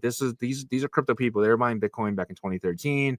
They're very crypto friendly. So being a part of this, they're pushing clients to put between 1% and 5% into their portfolios of crypto. How do you feel about Fidelity right now, actually doing what they've always wanted to now? And that was kind of get people to buy the Bitcoin. Yeah, this is a good sign for, Bitcoin, obviously. Those clients that like to use brokerages and have their account managers that they feel comfortable with and all these things are now, because every once in a while they'll bring up a conversation, right? So I think what they're talking about is like this. One of their client, older guy, old money, whatever, has a portfolio for the past 30 years, whatever. They go play golf with their buddies. Their buddies are like, you guys getting some Bitcoin? I'm picking some Bitcoin up. And they're like, no, not really, but like, I don't like to get all into that, because I just go through my brokerage. And they're like, well, you can actually do that now. And then they go back to their account manager and say, so I heard that I can get Bitcoin now through you. And then that's how you start that conversation, right? Yeah. So to me, that was maybe something with like a different commodity that was hot before, right? Maybe oil or something else that was hot. Now it's Bitcoin, and obviously it's more of the center of attention. So I think this is going to be obviously an ongoing thing with time, but probably very, safer on the risk curve, right? In terms of liquidity flow going into, Bitcoin ETFs that can affect Bitcoin's price, but not so much on the risk side. But I guess if the total market cap goes up for Web3, digital assets in general, it helps, some. Yeah, 100%. And when the ETFs come out, right? They're probably going to be advising some clients, hey, there's this thing called, XRP. There's this thing called Cardano. Solana might be another one. Hey, we got you into Ethereum. Let's get you into, 10% of your Ethereum holding. Let's put in Solana. So I feel like there's going to be a lot of, these financial brokers who are just like, because obviously when the broker makes you money, they actually get a little piece of that, right? A lot of these brokers say, hey, we don't make money unless you make money. But when you do make money, they take a nice piece. So if they can get, let's just say $1 trillion through, of this, which would be like 20%. I'm not saying anytime soon. I'm saying in the next 10, 15 years, they can get 20% of their clients into crypto. I mean, this could be really, really big for crypto. I mean, crypto is what, 4 trillion. And if one asset manager is getting, potentially $1 trillion in there, we could be at 20, 30 trillion. In the sense of market value when it comes to crypto. And I think, Fidelity leading the way, BlackRock right there. I don't think, 5 years ago, if I would have said that to you, you'd be like, no, effing way. Like that's not going to happen. But we do. We have Fidelity and BlackRock shilling into their clients for us. Yeah, the only one left is Vanguard. They're stubborn and old, so I don't know. They're still pushing, garbage to people, complete garbage, but they make money on garbage. So, with this iShares and stuff like that. So I don't know. But anyway, moving along here. So Bodily, somebody that we really respect. He put out a tweet yesterday. He says, "I'm excited to announce we've raised a strategic investment round with the investment research institution A9 FORSETISCN." So we do know there's a FORSETISCN token, right? Or how do you say this? FORSETISCN? Yeah, FORSETISCN. So I didn't realize this, but FORSETISCN is actually an investor in that. It's also a token over there. And now knowing this, dude, we should have went all in on FORSETISCN. But I didn't realize it was one of the backers that are actually backing Odin.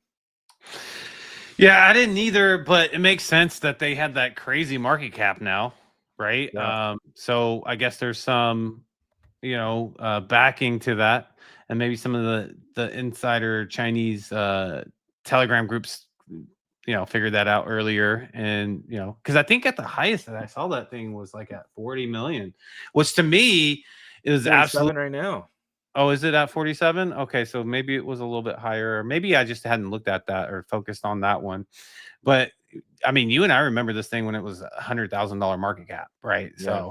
So, but it was always the goal was always to have like this kind of analytics tool product that people could use to help them trade on Odin.Fund.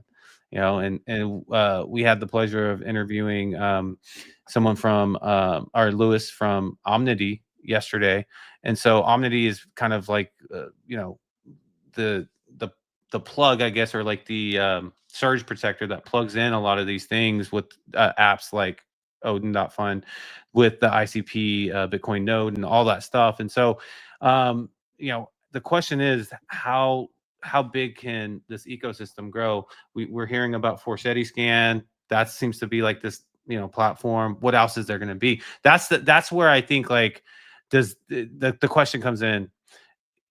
Is this where Odin Fund is topped, or is there more room for it to grow? And I think the listeners and stuff pay attention to when that episode drops, because you'll get some more information. Maybe you can put your own idea together with that. Yeah, 100%. And you do see Crypto Berg now $407 million. Ooh. Yeah, and that's a dude.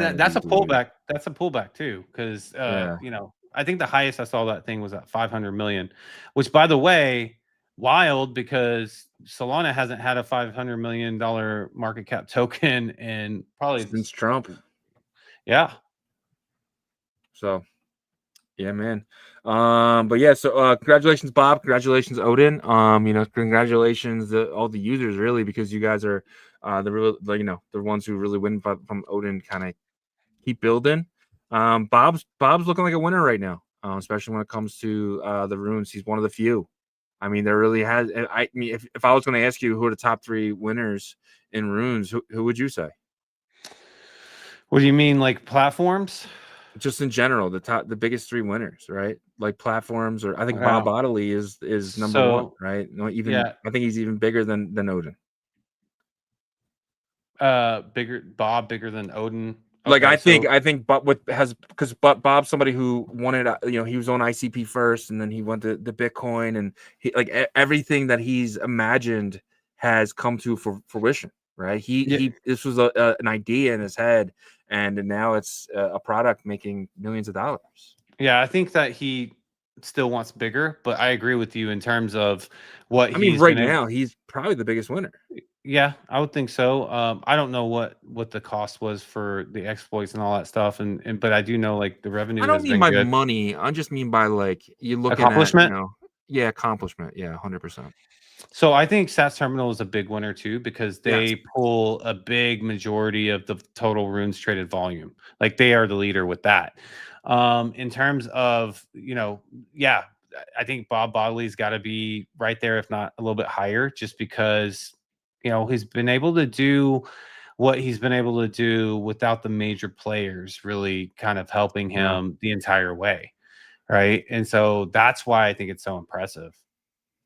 Yeah, 100%. That's the last thing here. I do have some stuff from Arch. So this Wednesday they're going to launch their new site and brand video, and then this Thursday they're going to launch a manifesto, which will include a full overview of what they stand for and what's next for Arch. So let me ask you, with this new news that's kind of dropping this week, do you think we're going to get a launch date? It's Q4. They're still saying Q4, Q4, Q4. Do you think Arch actually launches in Q4? Oh, that's a tough one, man, because I almost I know that there's some big backers for Arch, and I almost wonder if they want to take advantage of a bullish market.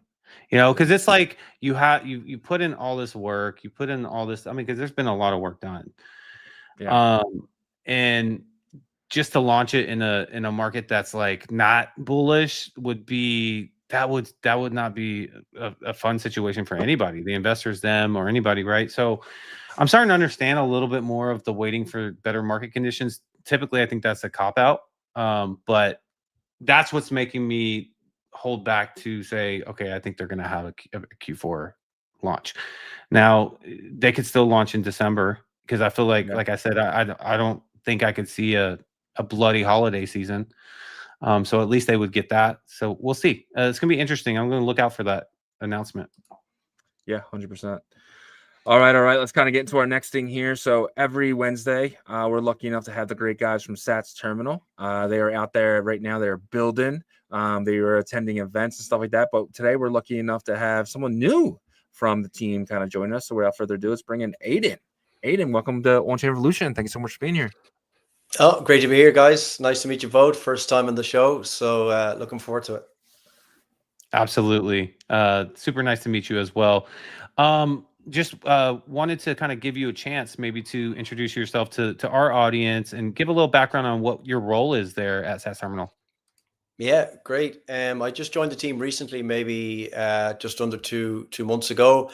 For the last year, I'm Irish, if you can tell by the accent. I was trying to build a lending competitor in Europe. So Bitcoin-backed lending in Europe under the company name called Verify21. We built the product, did all the work. And then when it came to trying to get the MiCA license, we found out that Europe is particularly anti-crypto and anti-Bitcoin, and it would have cost us an absolute fortune to proceed and try and get it, with the likely outcome of getting rejected. And so that ended in April, which is a bit of a disappointment. But I think a couple of weeks later, Ledden actually pulled out of Europe with some of their products also because they couldn't even get a MiCA license. So that's what I was doing the last year. Before that, I was working on the Sovereign team, which were the rootstock sidechain for a while with Yago and the team there. And I suppose the last 15 years I've been working in trad finance, so mainly core banking systems and neobanks. So banking background, found the light through reading the Bitcoin Standard, switched over, and here I am. Yeah, man. So TradFi into Bitcoin Maxi, and that leads you into building on Bitcoin with the guys from Sats Terminal. Pretty awesome. What was just talk about your Bitcoin journey a little bit. What was that thing in the white paper that really got you? What got me was get rich quick originally. So I think it was 2017 or 18. My friend said, buy this, it's going to go to the moon. I said, okay, how do I do it? And I think it was like a year later, I read the Bitcoin Standard, and that changed my life entirely. And I try to get people to read it, and people don't take my advice. Not only about money, but how the world works. And once you control the money, you control the world. So that book was life-changing. And then ever since then, I, deeper and deeper down the rabbit hole. I remember in 2020, the start of COVID, Bitcoin crashed from 20 grand to like 3,000. And I was in actually Morocco in the Sahara Desert, and all the airports were closing up. My girlfriend at the time was freaked out. So let's book a flight back to Ireland because I'm not staying here in the desert. And while I was pretending to do that, I was applying for a personal loan in my bank account for 20 grand to buy the dip. And I managed to buy some Bitcoin by getting a personal loan, even though my girlfriend thought I was trying to get book flights home. So sometimes you got to have conviction. Yeah, man, that's real conviction right there. 100%. We're taking a loan out to buy Bitcoin. That's not financial advice at all. No. But if you want to take a loan out on your Bitcoin to buy more Bitcoin, that is something that Sats Terminal offers, which is awesome. So let's kind of get into your Sats Terminal journey. How's it been so far? How's the team been? We know Stan's he's an awesome guy, but we do know that he leads by example, and he really pushes himself.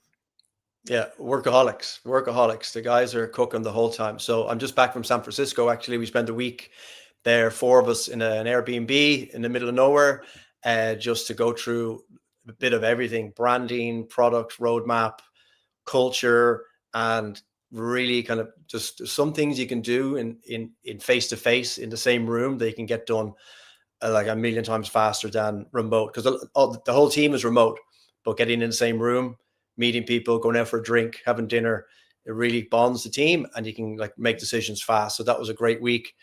And we're on, some of us in San Francisco, some of us are in Europe, we're all over the place. So that my Slack is like, I haven't slept in 2 months. It's just continuous notifications of stuff being done. So we're working hard.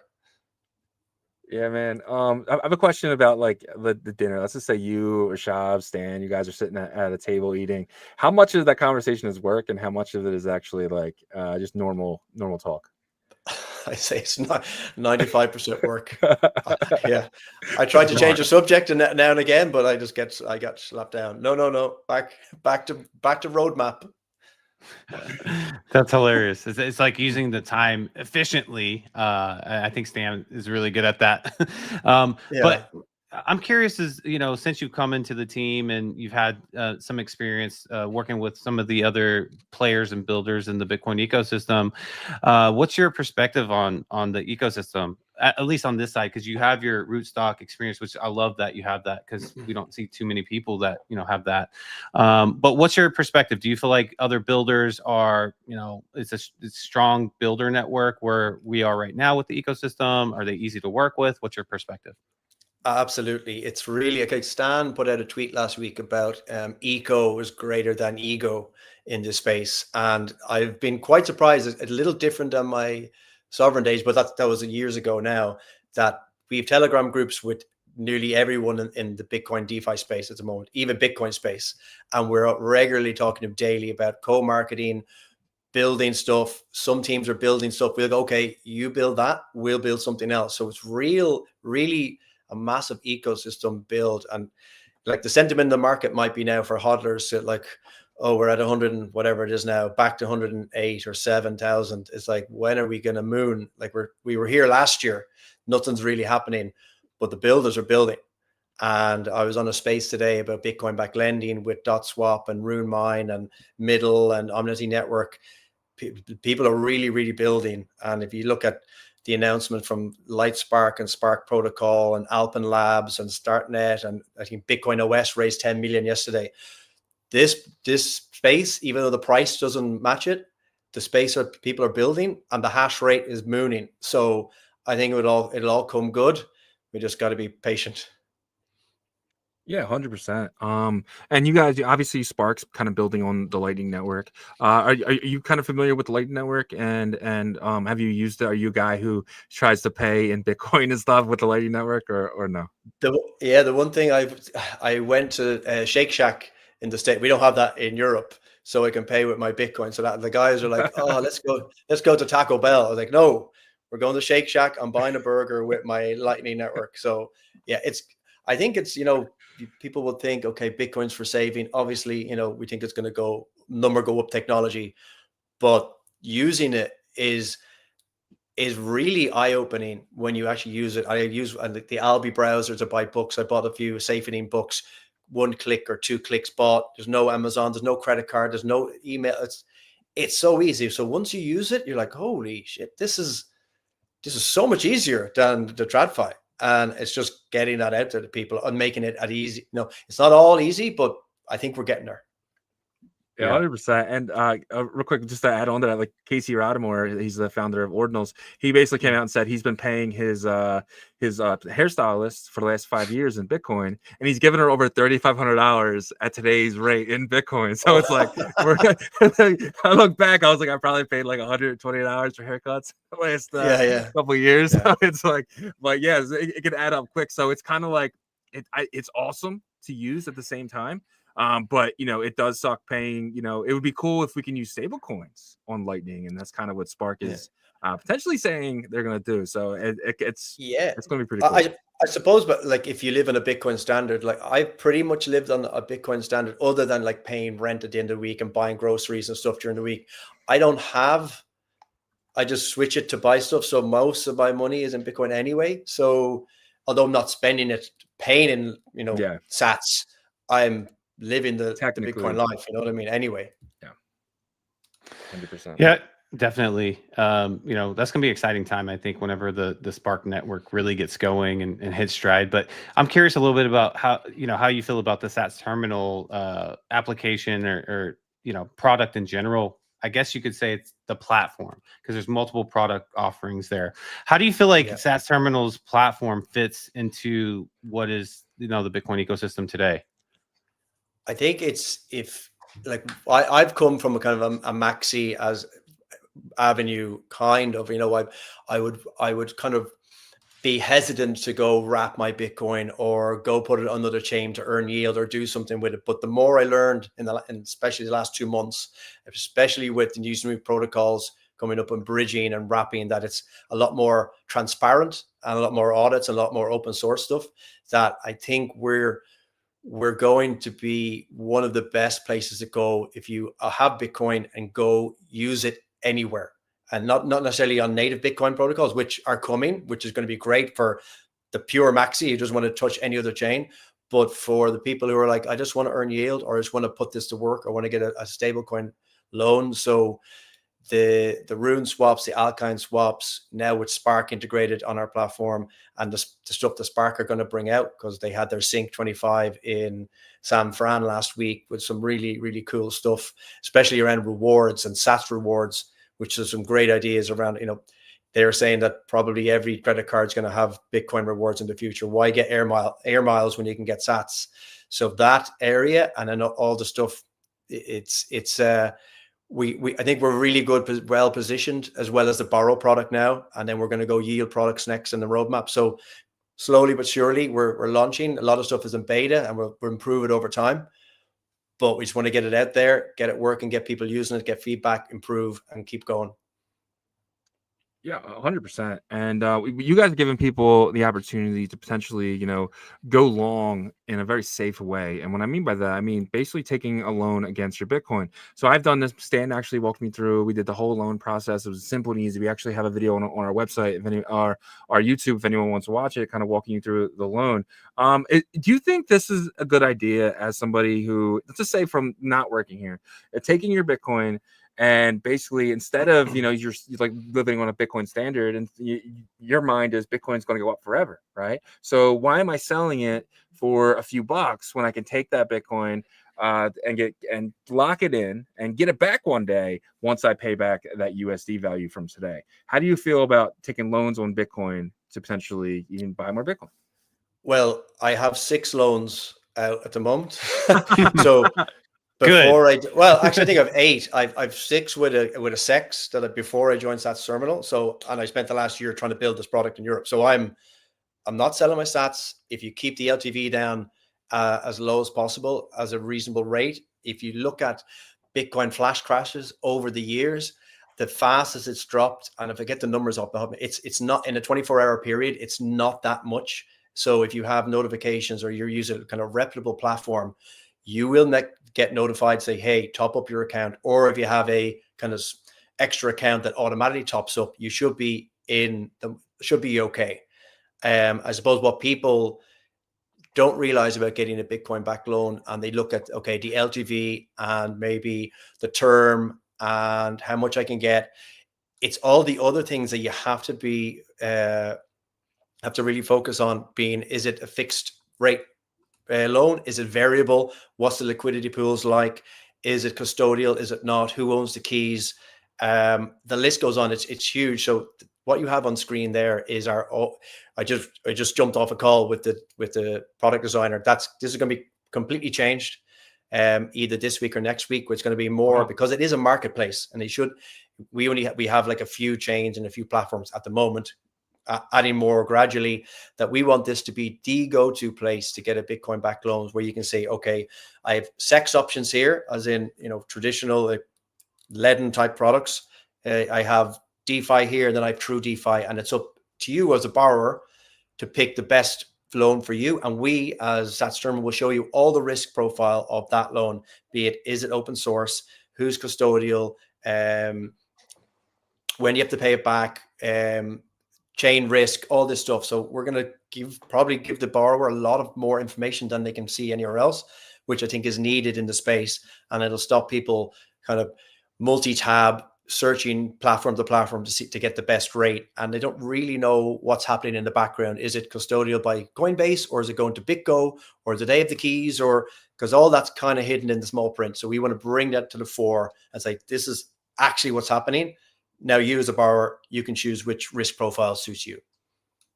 Yeah, 100%. And that's what an aggregator does, right? You guys are you're taking the loan and saying, hey, we can get you the best price here, but these are the precautions. This is the second best price here, but these are maybe some better precautions, right? So giving the I guess the lendee, or the person taking the loan, as much information as you possibly can. I think that's something you guys are really good at here, especially when you walk through the process of actually doing it. You guys give a lot of different stuff and stuff like that. So I can't wait to see the alpha that you just dropped. I don't know if you're allowed to drop that, but the new site and everything. It's immeasurably better than this flow. The new flow is beautiful. It's beautiful. Yeah, absolutely awesome. I just wanted to put add in there. Stan has emphasized the transparency and how all these things happen, like you talked about. Yeah. So I think that's just going to really make that product even stronger. That you guys have there. So. 100%.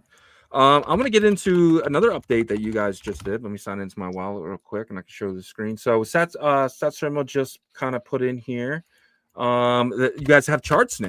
Can you kind of talk about that a little bit from the sense of trading Spark? We call them mini charts. So it's only step one of a larger feature we're launching. Talking to Davi, the developer, he's hoping to push this next week. So it was just kind of step one of giving someone, when they're swapping on the platform, an idea of that token and where it's been in the last however amount of time. But the future feature will be probably a week or two from now at a proper exchange chart with a lot more information. So you as a user can see exactly what you're doing and where that token has been over the last while. So that was dropped last week. It was kind of small one, but the big one's going to be really good. Yeah, 100%. And I do love this too, because we are seeing potential the launch of the Spark network with these launch pads, and it's something we were talking about too. Like with Luminex, I have to basically go over to Luminex and swap there. I think I had in the past used their online wallet. It's a hassle, and then if I want to trade something on Magic Eden, I have to potentially download Magic Eden wallet. But with StatsDerm, you guys are going to be able to aggregate through all the pools. That's the best part about an aggregator, is I don't even got to go to any of those sites. I go to this one site and I can buy tokens on Liquidity or Luminex, Magic Eden, and UTXO.fund. So that's one thing amazing about an aggregator, and you guys are going to be probably the number one, honestly. Yeah, I hope so. Yeah, we've loads of plans for this swap project with Discover page and other stuff that now we have the time. We've hired a few people, more staff, teammates, that we can take a bit of the pressure off Rashab, who was kind of solo running without sleep for months, that we can launch more frequent features more often. So yeah, expect really good things to do. And other than the UX of the loan product, we're just going to launch either this Friday or next week. And the Spark token trading we've done, and the Spark bridge then is coming in a couple of weeks as well, as we can swap between Runes and Spark tokens as well. So that's a collaborative effort between ourselves, Magic Eden, Xverse and stuff. As you asked before, we're all working together to create a really great experience for someone who just wants to play in the DeFi space and Bitcoin. Yeah, I mean, I feel like we just went over like a 2 or 3 amazing updates. I'm not sure if there's any updates that maybe you left off there. Was there anything else that you guys have coming up, or anything to look forward to? Yeah, other than maybe people that are not interested in this, but I am, because I'm marketing our brand update. So the website's been updated a couple of weeks ago. Now I'm working on proper brand assets and to have a more consistent brand across every touch point, and maybe a bit more mature. So that's ongoing. Hopefully that'll be a couple of weeks before we get that done. And we're working with a new animator. So all kind of more marketing visual stuff is going to be improved greatly over the next couple of weeks. And then we have a couple of announcements with big lending platforms that we're going to announce in the next coming weeks. So lots of stuff. I've lots of stuff to do, basically.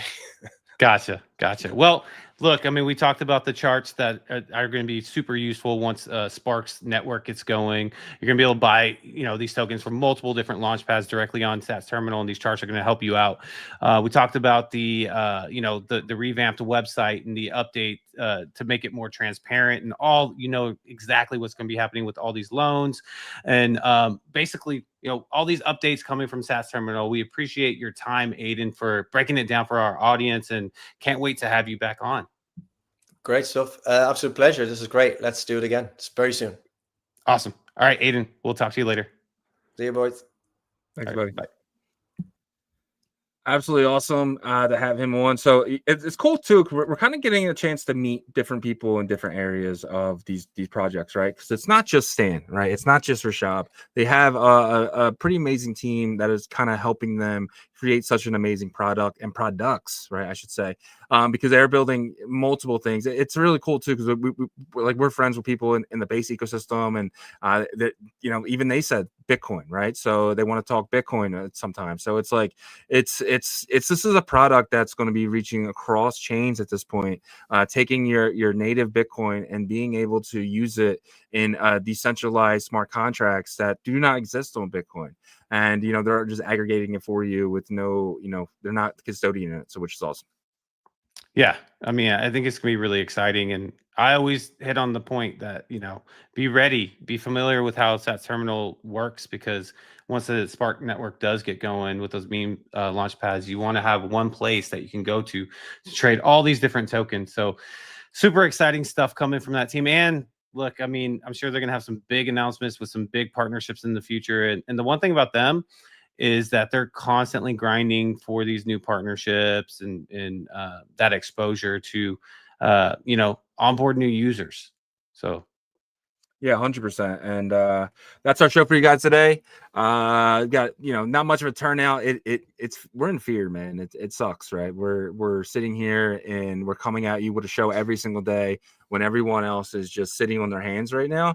But if you guys are here every single day and you guys are the ones holding, I know it hurts, but you guys are going to be the ones who win in the end, because you're holding the assets that are going to 100x and potentially even 1,000x. So just be here every single day, but appreciate every single one of you guys. yeah, and we do have a couple questions from Stan too, or comments here. He said, with Amazon's web services outage, how does ICP's narrative fare with their claimed decentralized web services? Thanks. So that's the thing that they're talking about, is saying, they can offer a decentralized version of AWS to the public. Do you think that is something that, can solve those outages? The outages happen because everyone trusts Amazon, right? So we need competitors. Like, in my opinion, I think Bitcoin is the best cloud system, right? But in order to use that, it's not gonna be easy to build something like that. So, but it's possible. I think you have Filecoin that's available that people can use if they wanted to. Everyone's just they decide to use Amazon because it's cheap and it's available. Do you think ICP could be that solution? I think is what he's asking, because that's what they kind of came out and made a statement. They don't have like a Filecoin type of thing, right? Like, where are you going to keep this data? You know what I mean? It just doesn't make any sense. Well, I think that they're trying to develop or have something developed. I'm not sure. I got to look into that further. But I did see that statement that someone from their team made. And his last question is: has Odin solved their security? If not, what's their secret for winning? Could his success? I want to know that secret too. Honestly, like, where's that money that consistently like? Well, I guess they always get paid back if they lose anything, right? Maybe that's it. I'm not sure. It's Bob's computer, right? Just gotta put some security cards around his house. I guess I don't know. I don't really know. Yeah, I don't know. That's good. It's good questions, Dan. But I don't know, man. Yeah. Appreciate it. Well, I think that's going to be it. Like Shizzy said, we appreciate you guys supporting us. It's hard to get in every single day. You just know we know that it's hard. I'll tell you that because we got to do show prep, right? So that's hard sometimes as well. But we appreciate you guys for showing up every day, and we're going to continue to show up every day. Without you guys, we couldn't do this. But also without our partners, we couldn't do it. So if you could check them out, we would greatly appreciate it. Sats Terminal is the DEX aggregator swap for the entire Bitcoin ecosystem. If you're looking to swap for Bitcoin runes, alkanes, and now Sparks tokens, you got to do it at satsterminal.com. Why? Because you can earn Amber points for every single swap that you execute. And for the first time you connect your wallet, you get a bonus of Amber points for that very first time. And Amber points are going to go towards a give back for early adopters, right? So you want to get as many Amber points as possible as long as they're continually giving them out. Also, they have the Bitcoin Borrow product that we just went over, and check it out. It's on their homepage, that second link right there. Don't sell your Bitcoin, borrow against it. That is the idea. So you can buy more Bitcoin or buy, some other opportunities that might be there, right? So head over to satsterminal.com, follow them on X at satsterminal as well, and check them out. And then Emblem Vault is the interoperability tooling for the Bitcoin ecosystem. You can use Emblem Vault to jump your ordinals or Bitcoin NFTs like Rare Pepes, counterparty NFTs, things like that over to Ethereum. You can take a loan out against your Taproot Wizards right now on the Gandhi application. And I'm sure that the Emblem Vault team is going to open this up to other EVM tech stacks as well. And Solana is on that roadmap as well. And speaking of Solana, they have the best AI product in the Solana ecosystem called Agent Hustle. If you go to agenthustle.ai, you can use the free subscription to ask some simple questions like find me, or what are some good plays in the Solana ecosystem, and Hustle will bring back a couple options and why he selected these options, right?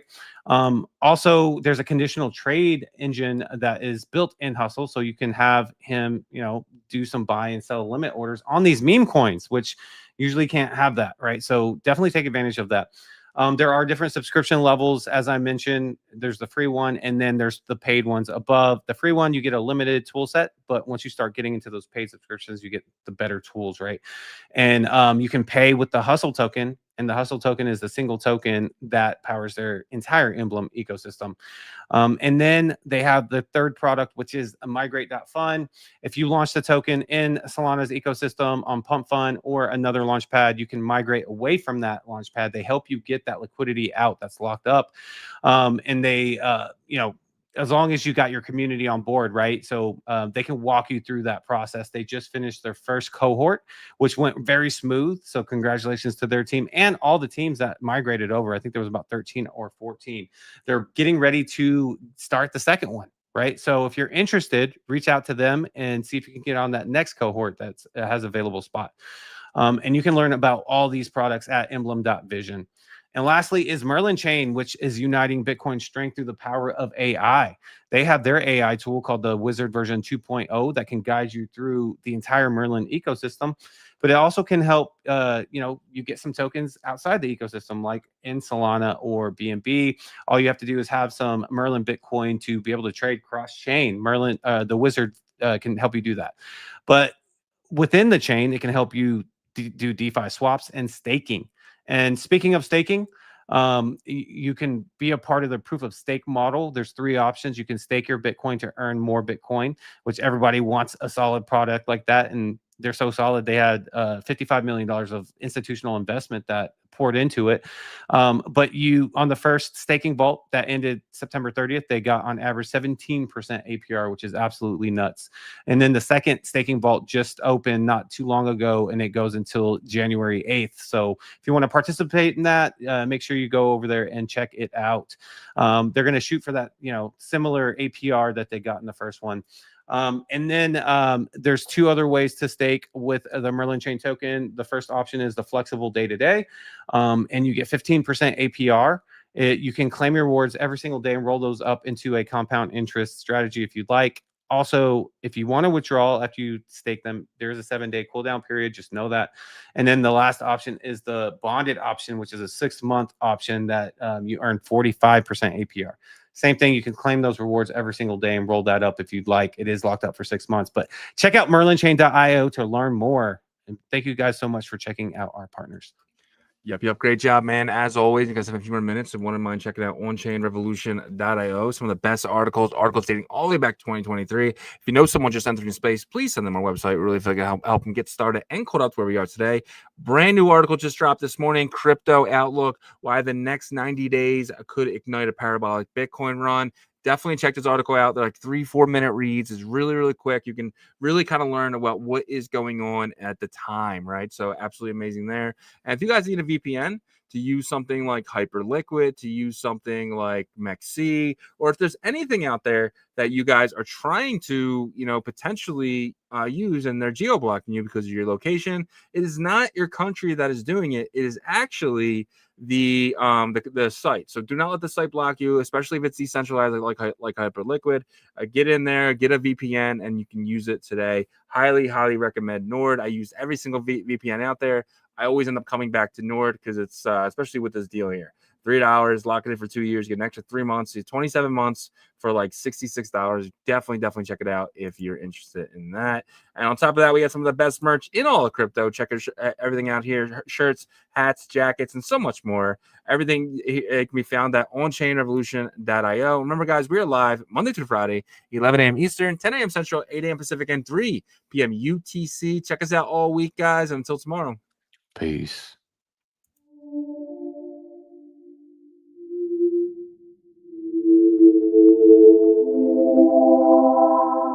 OnChain